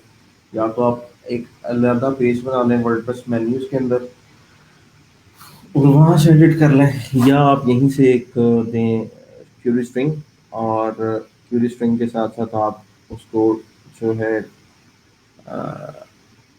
क्यूरी स्ट्रिंग की बेस के ऊपर अपने पेज का आउटपुट चेंज कर लें और डिलीट कर लें अपने ऑलरेडी जो कंटेंट हमने फॉर्म ऐड किया हुआ है। यानी उसी पेज के ऊपर आप चाहें तो कोड कर लें, चाहे तो चेंज कर लें। मतलब मतलब इसका ये है कि जब आप फंक्शंस में जाते हैं, यहाँ पे जाके आपने केस एक जनरेट किया कि अगर W P D B R main है तो ये क्यूरीज कॉल करवाओ और उनका रिजल्ट ले आओ। आपने क्यूरीज कॉल करवा के रिटर्न लाया, रिजल्ट यहाँ पे आया और आपने इस फाइल को इंक्लूड कर लिया। अगर मैं इस तरह से कर दूँ कि इस इंक्लूड को भी मैं उठा के यहाँ पे ले जाऊँ, तो भी मेरा कोड एज इट इज़ ही चलना चाहिए।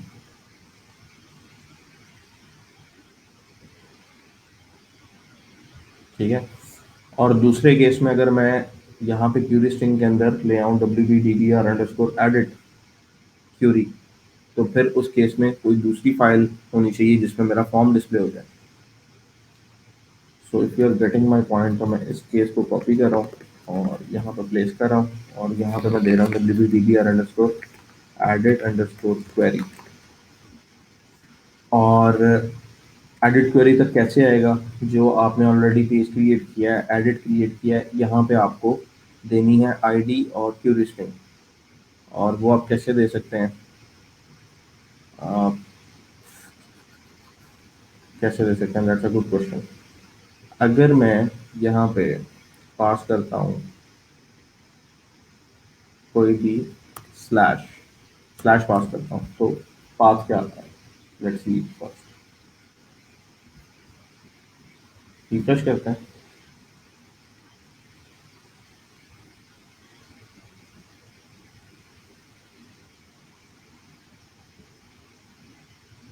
स्लैश ऐड किया, लोकल होस्ट आ रहा है। अगर मैं इसको डॉट स्लैश करता हूँ तो क्या होता है?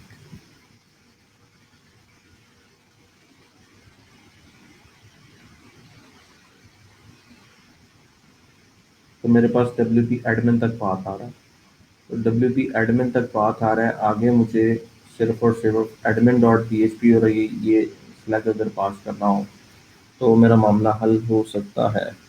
ठीक है, सो एडमिन डॉट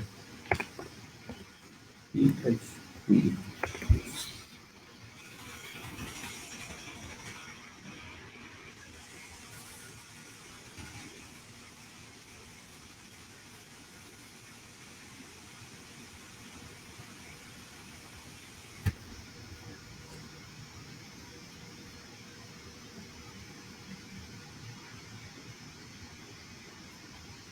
एक और काम किया जा सकता है, अगर हम इस यूआरएल को पिक करें और इसके साथ एक एडिशनल पैरामीटर पास कर दें तो that can also work for us, और वो ज़्यादा बेहतर सोल्यूशन हमारी नज़र में बचाए कि हम इसको रिप्लेस कर लें, क्योंकि ये पेज का जो स्लग है ये लाजमी होना चाहिए। इसकी वजह से हमारा मेन्यू कॉल बैक चलेगी, जो हमने W P add menu page किया हुआ है, वो कॉल बैक अगर चलेगी तो हम लोग इस फंक्शंस की फाइल तक आएंगे, वरना हमारा कोड फंक्शन की फाइल तक नहीं जाएगा। सो राइट नाउ हमें जो मिल रहा है लिंक वो मुकम्मल यहाँ तक मिल रहा है, ठीक है। और मैं चाह रहा हूँ कि इस लिंक के साथ साथ हम लोग जो है यूज़ कर लें एडिशनल जो हमारा पैरामीटर है उसको, एंड एंड के साथ आप अगला अपना क्यूरी स्ट्रिंग जो आप ऐड करना चाह रहे हैं उसको ऐड कर लें। ये क्यूरी स्ट्रिंग है आपकी, एडमिन पेज पे है, and query string is equal to 1। अब आपका लिंक क्या बनता है?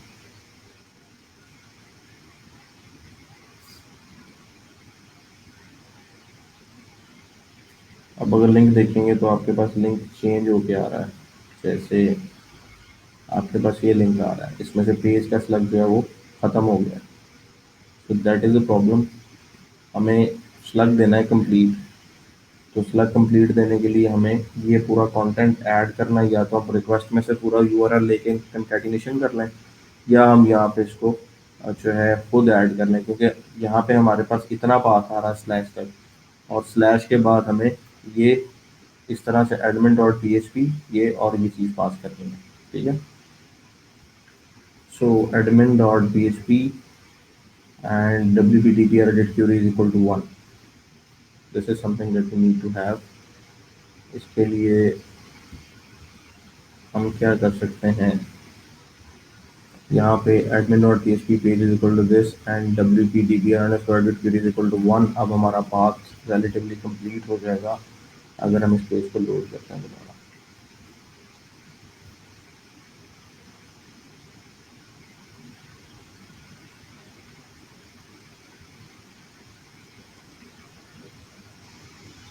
अब हम नीचे पाथ देखेंगे तो page is equal to W D B R underscore name and W D B R edit is equal to query is equal to 1। अगर आपको नज़र नहीं आ रहा तो मैं थोड़ा सा जूम कर देता हूँ। ये पाथ आप देख रहे हैं, question mark page is equal to W P D B R underscore name and edit query is equal to 1। Like this is the path. अब इस पाथ के ऊपर मुझे यहाँ तक तो कोड किया हुआ हमने, जैसे टेबल शो हो रहा है, साथ साथ इसको भी इंक्लूड करना है, और इसके इंक्लूड के ऊपर हमें एक फॉर्म ऐड करना है। तो वापस आते हैं अपने function dot P H P की फाइल के अंदर, और यहाँ पे आगे चेक करते हैं कि केस में W P D B R underscore name ही आ रहा है, ठीक है, पेज के अंदर। और अगर इसके साथ साथ कोई क्यूरी सेट है तो क्या कोड चलना चाहिए, और अगर नहीं सेट तो क्या कोड चलना चाहिए। तो यहाँ पे आप उस कंडीशन को अप्लाई कर सकते हैं। इफ डॉलर अंडरस्कोर गेट, और डॉलर अंडरस्कोर गेट में अगर W P D B R at the query की वैल्यू आ रही है, नॉट एम्प्टी है ये, अगर ये वैल्यू आ रही है तो क्या कोड चलाना है, एल्स पे क्या कोड चलाना है। एल्स पे हम ये कोड चला देंगे। अगर हमारे पास क्यूरी स्ट्रिंग ये वाली भी आ रही है, इसकी वैल्यू हमें देनी है। वैल्यू जब हम चाह रहे हैं कि जब हम एडिट पे क्लिक करें तो इस क्यूरी स्ट्रिंग में वैल्यू या आईडी ऑफ द क्यूरी चला जाए। आईडी ऑफ द क्यूरी हम स्टैटिक नहीं देंगे, हम यहाँ से ये वाली आईडी उठा लेंगे। डॉट लगाएं यहाँ पे, और आप यहाँ पे डायरेक्ट पीएचपी को कॉल करें और इको करवा लें।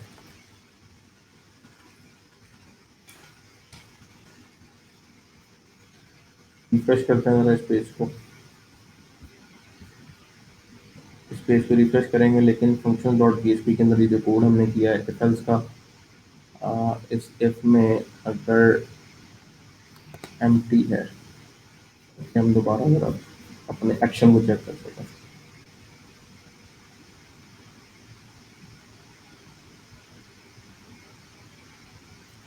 अब एडिट में 1 आ रहा है।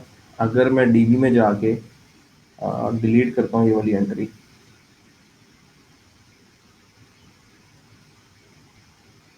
ई commerce W P D B R reader, इस एंट्री को मैं चेंज कर देता हूँ या इसको कॉपी करता हूँ, गो करता हूँ। अब 2 एंट्रीज आ रही हैं मेरे पास। और दोबारा अपनी डेटाबेस के पेज पे आता हूँ, दोबारा इस पेज पे आता हूँ मैं, तो मेरे पास यहाँ पे 2 एंट्रीज आनी चाहिए। ठीक है, यहाँ पे 2 एंट्रीज आनी चाहिए और फिर उनके एडिट लिंक भी मेरे पास चलने चाहिए।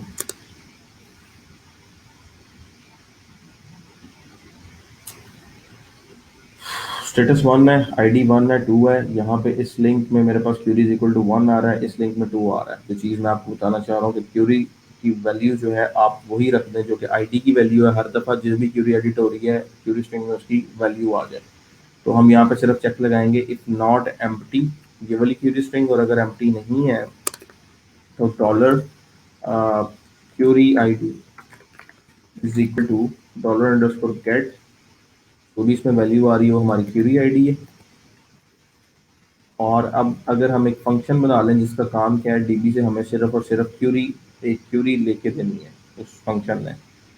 तो डब्ल्यू पी गेट क्यूरीज में अगर आप ये सिलेक्ट कॉल करवा रहे हैं विदाउट वेयर, अगर इसी फंक्शन में हम लोग पास कर दें क्यूरी आईडी, इसी फंक्शन को रीयूज कर लें, तो इस फंक्शन में हम लोग पास करते हैं जी क्यूरी अंडरस्कोर आईडी, और यहाँ पे कंडीशन लगा देते हैं if not empty dollar query ID, तो एसक्यूएल स्टेट और होनी चाहिए, एल्स एसक्यूएल स्टेट जो है वो सिलेक्ट ऑल वाली होनी चाहिए। अगर क्यूरी आईडी आ रहा है तो फिर सिर्फ एक सिलेक्ट होनी चाहिए जहाँ पे आप वेयर प्रोवाइड करेंगे। Select stylish from table name where status is equal to 1 and ID is equal to, अब आईडी आपकी आ रही है क्यूरी आईडी से, और अगर किसी ने क्यूरी आईडी पास नहीं किया तो बाय डिफॉल्ट ये एम्प्टी होना चाहिए। ठीक है, और यहाँ से हम इसी फंक्शन को कॉल करते हैं और इसे आईडी पास कर देते हैं, dollar query, dollar query is equal to, ये फंक्शन है, उसको आप क्यूरी आईडी पास कर दें। अगर तो आप विदाउट आईडी जैसे यहाँ पे कॉल करें तो ऑटोमेटिकली क्यूरी आईडी में यहाँ पे एम्प्टी सेट हो जाएगा, और अगर आप पास करेंगे तो वैल्यू उसको फंक्शन को पास हो जाएगी और वो सिलेक्ट करेगा स्पेसिफिक क्यूरी को। यहाँ पे ज़रा इको करवा लेते हैं कि हमारे पास रिजल्ट क्या आ रहा है, डॉलर क्यूरी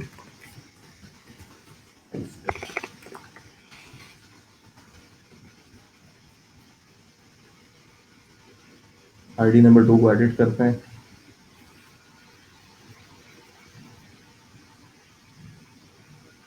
अरे में रिस्पॉन्स एम्प्टी आ रहा है, क्यों एम्प्टी आ रहा है इसको चेक करना पड़ेगा। पहले यहाँ पे कंडीशन लगाएं, इस क्यूरी आईडी को प्रिंट करवाएं, क्यूरी आईडी सही तरह पास हो रहा है या नहीं।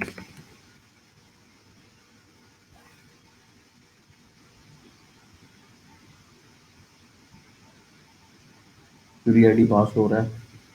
आगे है जी select static from table where status equal to 1 and ID is equal to query ID, इस एसक्यूएल को प्रिंट करवाएं। डिबगिंग का यही एक तरीका होता है आपके पास।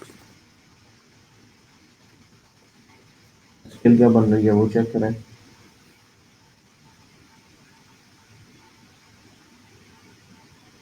Select static from WPDB database status equal to 1 and ID is equal to 2। अब इस एंड का इशू ना हो, अगर इस एंड का इशू हुआ तो that will be the issue, हमें चेंज करना पड़ेगा स्टेटस को। अब जो भी स्टेटमेंट है हमारी उसको, तो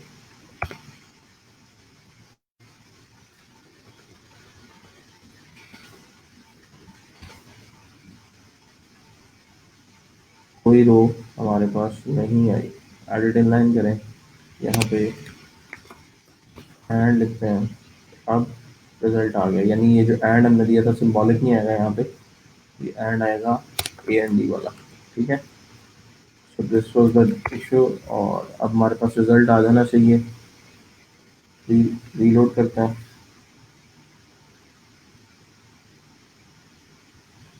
सो हमारे पास डाटा आ गया। अब इस डाटा को मैं पास करना चाह रहा हूँ एक फॉर्म फाइल को, और फॉर्म फाइल हमारे पास अभी तक नहीं है, तो हमें फॉर्म फाइल क्रिएट करनी पड़ेगी और क्यूरी हम उसको पास कर देंगे।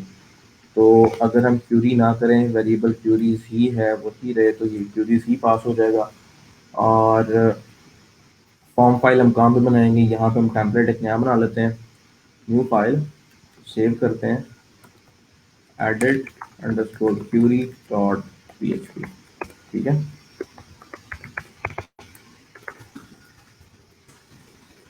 और मैं चाह रहा हूँ इसमें मैं अपना जो एक फाइल या फॉर्म है वो क्रिएट कर लूँ। उसके लिए फर्स्ट ऑफ ऑल थोड़ा सा लेआउट हमारा सेम होना चाहिए, सिमेट्री होनी चाहिए। तो मैं इसी कोड को कॉपी करके यहाँ लेके आ रहा हूँ। इस कोड में से मुझे इस हेडिंग की जगह पे चाहिए एडिट क्वेरी। ठीक है, और यहाँ पे मुझे ये बटन जो है ऐड का अगेन चाहिए, तो मैं यहीं पे रखूँगा। इस रो में मेरा टेबल आ रहा है, इस टेबल को मैं यहाँ से कर रहा हूँ ख़त्म, और मुझे यहाँ पे चाहिए फॉर्म। ठीक है, तो यहाँ पे हम बना लेंगे फॉर्म। ठीक, और फॉर्म के अंदर आपको पता है कि आपके पास फील्ड ग्रुप्स होने चाहिए, और हर एक फील्ड की मतलब लेफ्ट साइड पे लेबल, राइट साइड पे वैल्यू। तो लेबल रैपर, इसके अंदर आपका लेबल आ जाएगा, और यहाँ पे आपका फील्ड रैपर, और यहाँ पे आपकी फील्ड आ जाएगी। Input type what ever the type है, और ये फील्ड आपकी आ गई। ठीक है, तो एक फील्ड ग्रुप आपका आ गया। और टोटल आपको चाहिए 5 रोज, 1 2 3 4 5, और पांचों रोज के अंदर आपको डिस्प्ले करवाना है डाटा। तो पहली जो फील्ड है उसका लेबल आईडी है, input type will be text, और यहाँ पे वैल्यू होगी जो हम हमारे पास क्यूरी से आ रही है।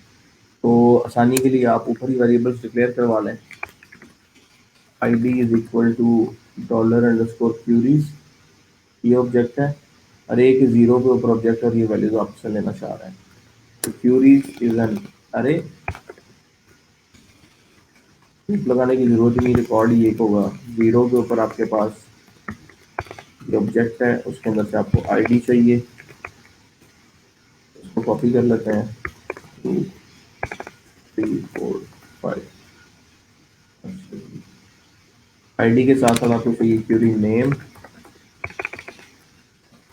आपको चाहिए क्या चाहिए, और पोस्ट टाइप, पेज और status. Post type page status. ठीक है, पांचों वैल्यूज आपको यहाँ से मिल गई हैं। इन पांचों वैल्यूज को आप वहाँ पर प्रिंट करवा लें, और यहाँ पे आप एक कंडीशन लगा दें, if not empty dollar queries. ठीक है, एंड ठीक है, इट्स एनफ।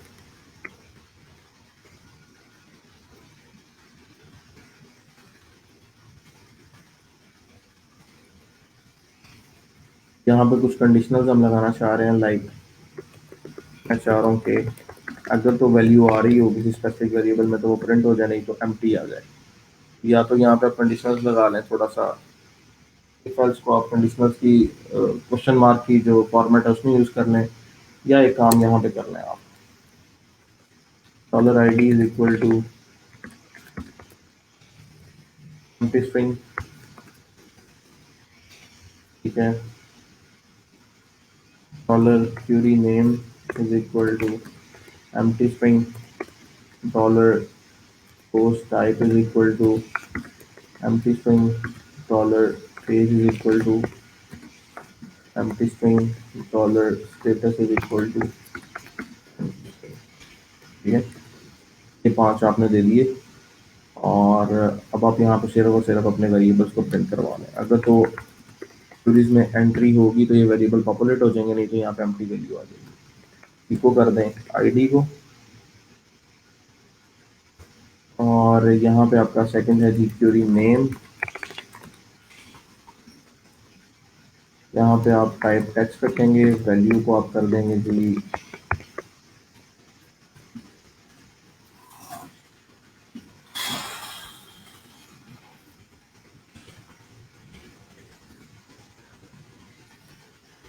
क्वेरी नेम, और यहाँ पे आप टेक्स्ट रखेंगे, और क्वेरी नेम के बाद पोस्ट टाइप,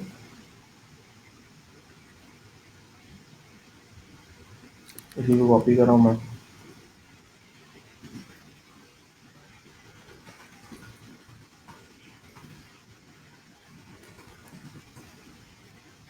पोस्ट टाइप के बाद है जी पेज,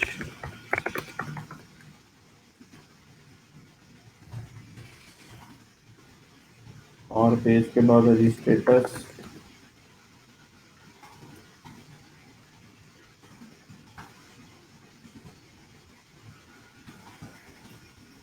इसके बाद हमें चाहिए दो बटन्स, वो भी हमें यहाँ पे डालना है। तो इनमें से एक बटन होगा सेव का, और एक बटन होगा, बस सेव का ही होगा या बैक का होगा।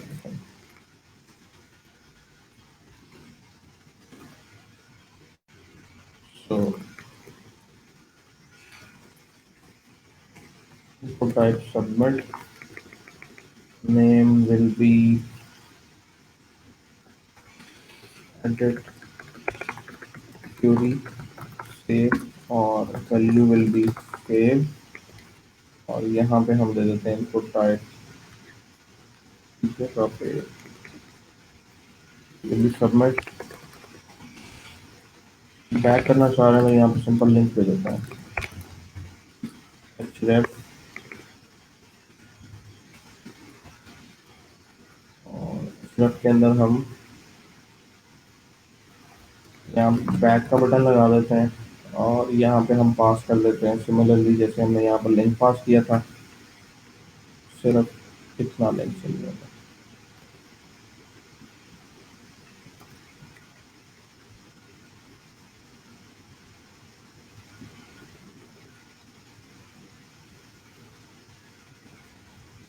वापस आते हैं, रिफ्रेश करते हैं पेज को,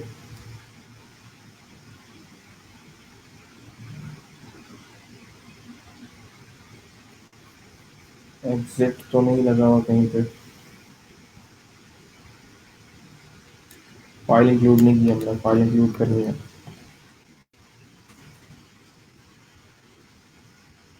एडिट क्वेरी,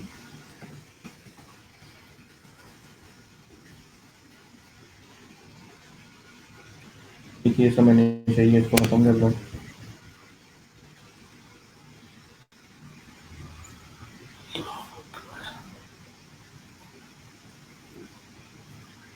मैं आपका ये पेज भी रेडी हो गया।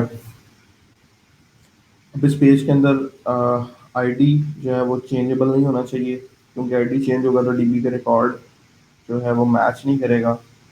और इसको कन्वर्ट कर दें डिसेबल में या नॉट रीडेबल में, वट एवर सूट्स यू। तो आईडी को मैं यहाँ पे डिसेबल कर रहा हूँ।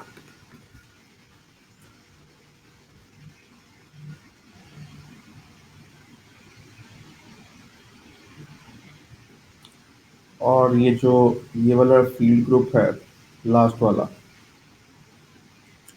इसमें मुझे दोनों जो बटन्स हैं वो वर्टिकल नहीं हॉरिजेंटल चाहिए।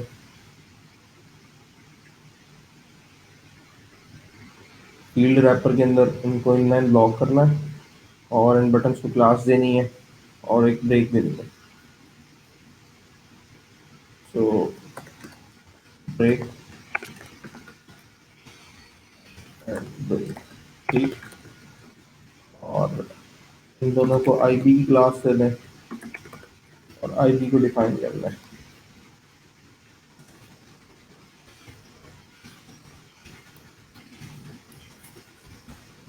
डिस्प्ले इनलाइन ब्लॉक, ठीक। रिफ्रेश करें।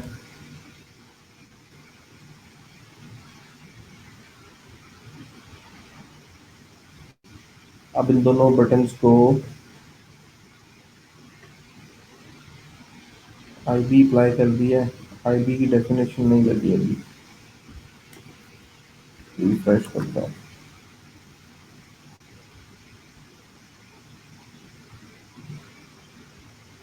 चलें, अब इन दोनों को बटन्स को क्लासेस दे देते हैं।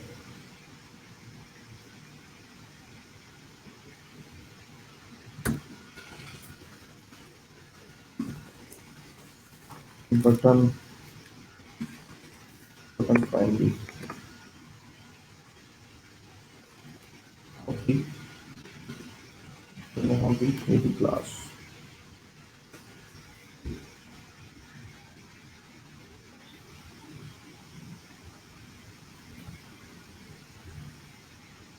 सो अब यहाँ से अपने रिकॉर्ड को सेव करें या बैक चले जाएं।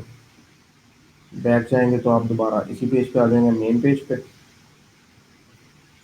और यहाँ से आप अगेन एडिट का यूज़ करते हुए किसी भी क्वेरी को एडिट कर सकते हैं। सो बैक और main are working for us. तो इस पेज पे ऐड क्वेरी का बटन ही आना चाहिए, इसको ख़त्म कर दें यहाँ से। डज नॉट सूट से यहाँ पे आ जाएगा क्वेरी नंबर 2 या क्वेरी नेम यहाँ पर प्रिंट करवा देते हैं।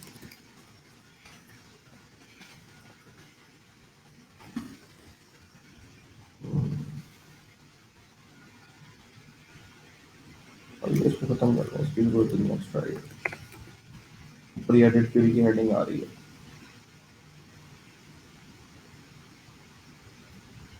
इधर को इंस्ट्रक्शन लिखते हैं आप।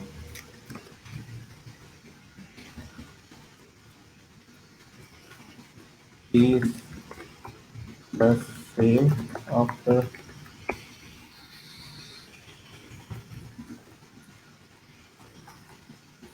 store your change।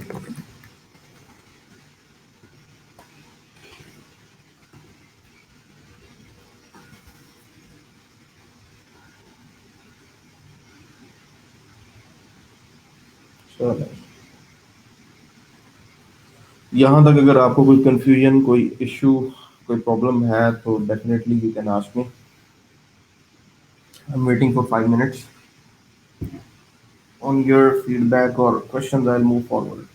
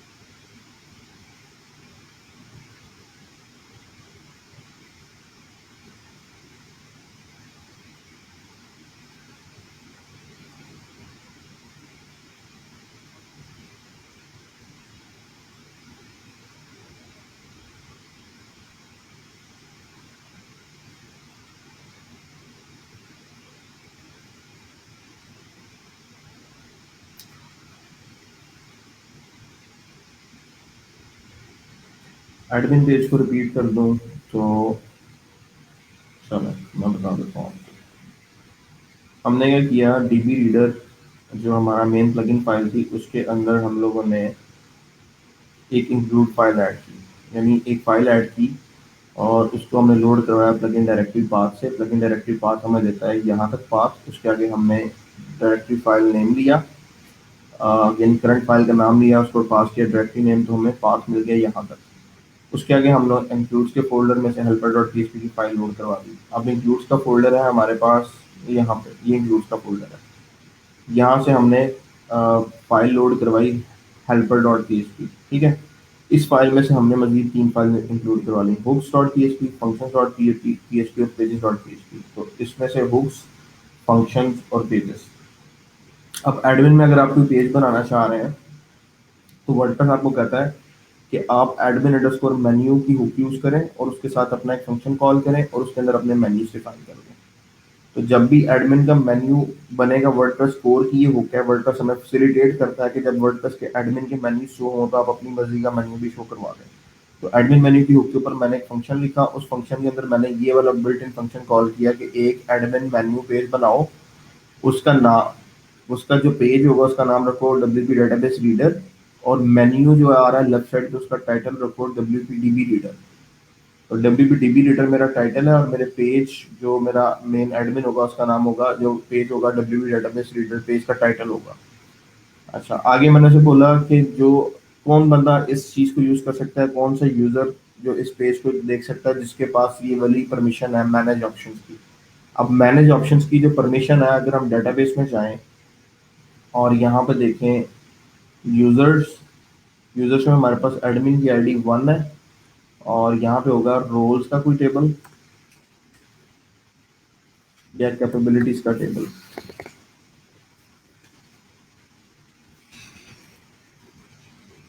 चेक करना पड़ेगा हमें यहाँ पे।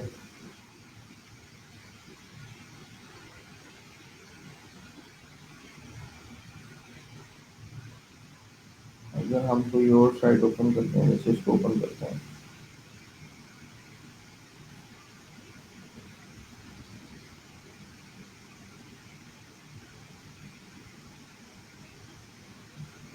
यूजर मेटा के अंदर आपकी कैपेबिलिटीज होती हैं, जैसे वर्डप्रेस, तो यहाँ पे आपको पोस्ट मेटा और यूजर यूजर मेटा इसमें आएंगे। यहाँ पे यूजर आईडी नंबर 1 सर्च करते हैं एडमिन को, ठीक है। उसके अंदर अगर आप देखेंगे तो ये डब्ल्यू पी कैपेबिलिटीज, और डब्ल्यू पी कैपेबिलिटीज में डिफाइन होगा एडमिनिस्ट्रेटर। तो एडमिनिस्ट्रेटर जो भी होगा, एडमिनिस्ट्रेटर की परमिशन जो होती हैं उस परमिशन में वो मैनेज ऑप्शन कर सकते हैं, वर्डप्रेस की जितनी भी सेटिंग्स हैं उसको वो फिक्स कर सकता है, उनको चेंज कर सकता है, ठीक है।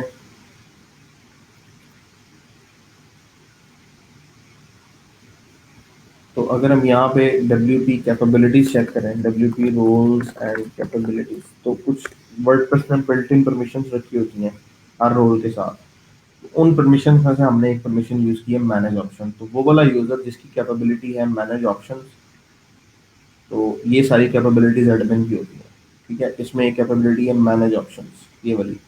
तो हमने इसको यूज किया कि जिस यूजर के पास ये वाली परमिशन हो उस वो इस कॉल बैक को चला सकेगा, वो काबिल है कि वो इस फंक्शन को चला सकेगा, ठीक है। और मेन्यू में यूआरएल में क्या लिखा आना चाहिए, वो लिखा आना चाहिए W P D B R main, कि आप मेन पेज ओपन कर रहे हैं।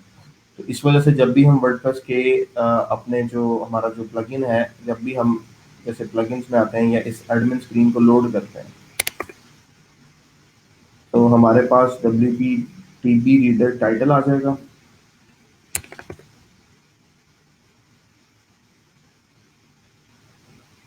ये हमारा टाइटल आ गया।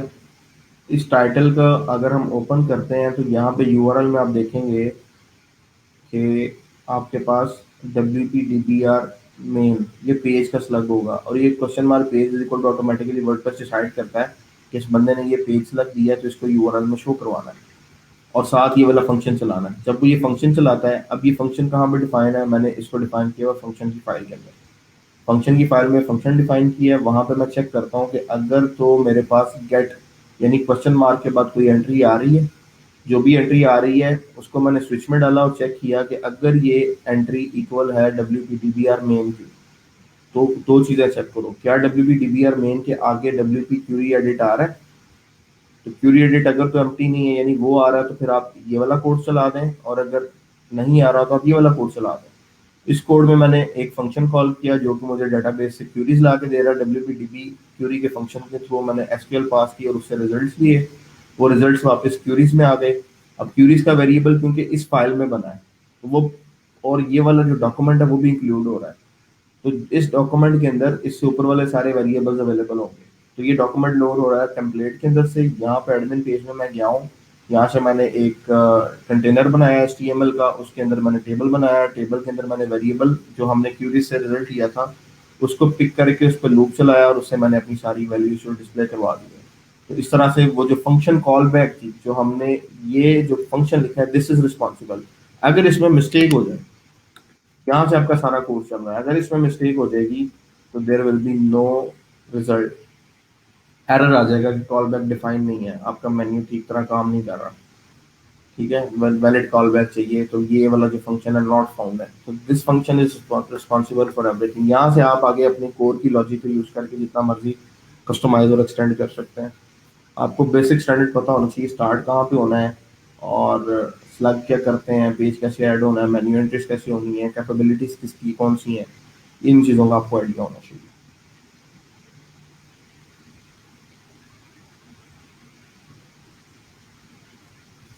तो इस कोड के मुताबिक अगर हम फंक्शन डॉट पी में आते हैं, यहाँ पे अगर तो मेन्यू में ये वाला वेरिएबल आया तो ये वाली एंट्री चलेगी और एडिट फॉर्म ओपन हो जाएगा, और अगर ना आया तो ऑटोमेटिक ये एंट्री चलेगी और सारी क्यूरीज टेबल में आ जाएंगी। तो अगर मैं यहाँ पे लिख देता हूँ ये वाला variable W P edit query, यहाँ पे मैंने एंड पास किया और यहाँ पे मैंने उसे क्यूरी की आईडी दे दी, क्यूरी आईडी नंबर 1 को एडिट करना, तो ऑटोमेटिकली वो फॉर्म ओपन कर देगा और 1 को डिस्प्ले करवा देगा। ठीक है, और कंफर्मेशन के लिए मैं क्या करता हूँ कि W B D B R reader जो पहली क्यूरी है शो क्यूरी 1 इसका नेम कर देता हूँ, और दूसरी का नाम कर देता हूँ शो क्यूरी 2।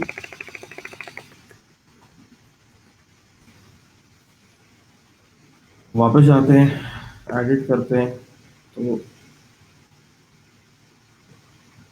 क्यूरी नंबर 1 आ गई, और अगर मैं इसको चेंज करके 2 करता हूँ तो क्यूरी नंबर 2 आ गई।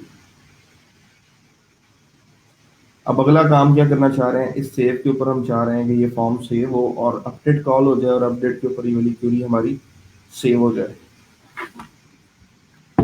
उसके लिए हमें फॉर्म का एक्शन जो है उसके ऊपर देखना पड़ेगा कि what we have to do for that. Form action जो है हमारा एडिट क्यूरी का, ये जो फॉर्म है इसका एक्शन मेथड ये सारा कुछ हमें बताना पड़ेगा। एक्शन में से बताएंगे किस फाइल पे जाना है, और मेथड में बताएंगे कि करना क्या है बेसिकली। सो मैं चाह रहा हूँ कि एक्शन में मैं दे दूँ अगेन यूआरएल वही जो मैंने बैक पे दिया, यानी आप दोबारा इस पेज पे आ जाएं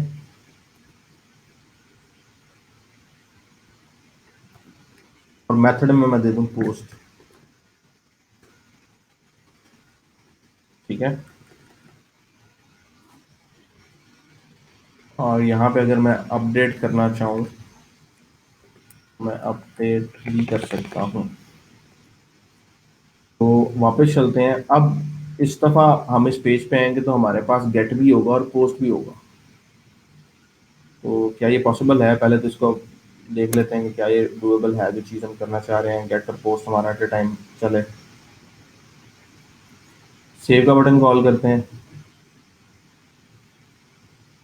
हम इस पेज पे आ गए और डाटा हम पोस्ट से पास कर रहे हैं।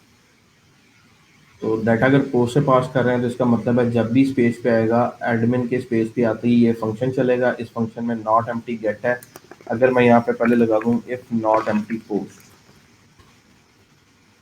तो ज़रा कोड को स्टॉप करो और इको करा के बताओ पोस्ट में क्या आ रहा है।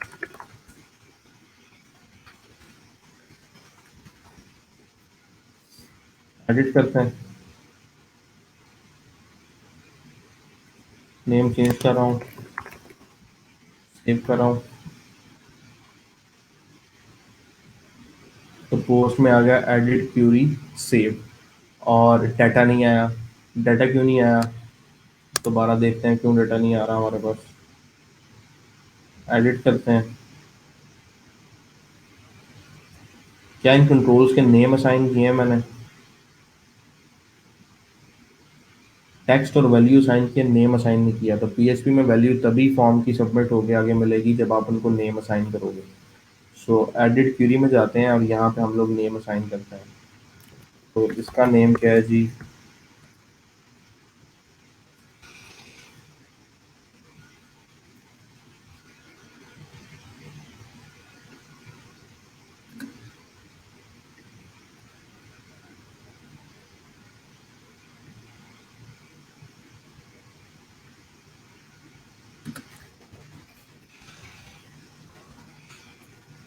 अच्छा जी, पहले का नेम क्या है? आईडी।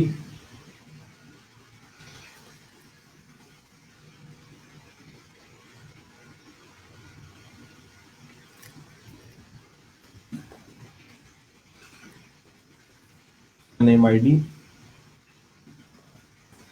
इसका नेम क्यूरी नेम, और इसका नेम मेरे पास आ जाएगा पोस्ट अंडरस्कोर टाइप, और इसका नेम मेरे पास आ जाएगा पेज, और इसका नेम मेरे पास आ जाएगा स्टेटस। ठीक है, अब ये वैल्यूज मुझे पोस्ट में मिलना शुरू हो जाएंगी।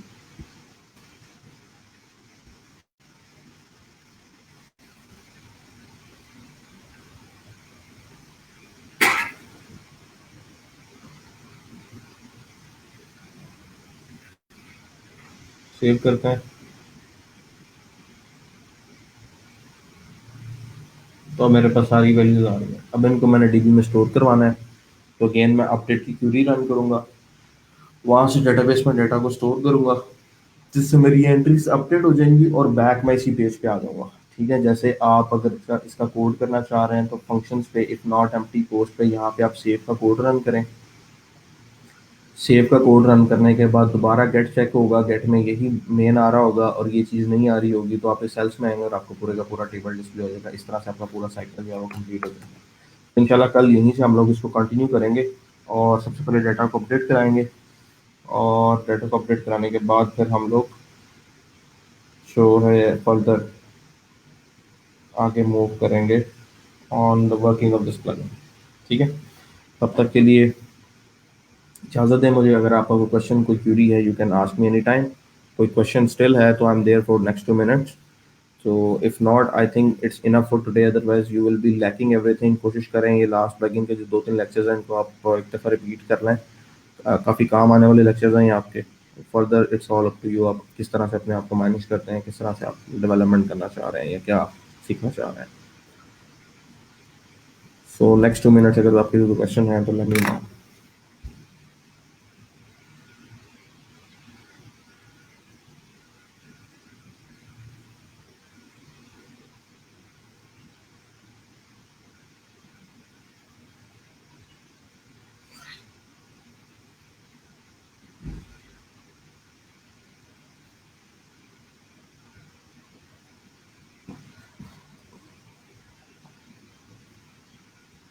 मिर्ज़ा, कोई कन्फ्यूजन तो नहीं है आपको? अगर है तो स्टिल आप मुझसे पूछ सकते हैं, कोई ऐसा मसला नहीं है। अगर तो कम्प्लेक्सिटी का इशू है तो वो आप एक दो दफ़ा इस वीडियो को देखेंगे तो वो क्लियर हो जाएगा आपको। अगर कोई चीज़ समझ नहीं आई तो वो आप मुझसे फिर पूछ सकते हैं।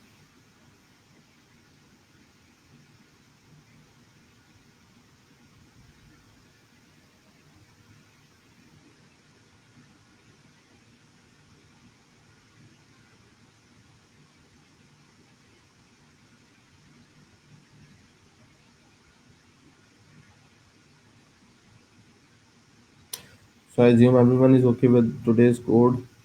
बाकी इंशाल्लाह कल फिर आपसे गपशप होती है। अपना ख्याल रखिएगा। अल्लाह हाफ़िज़।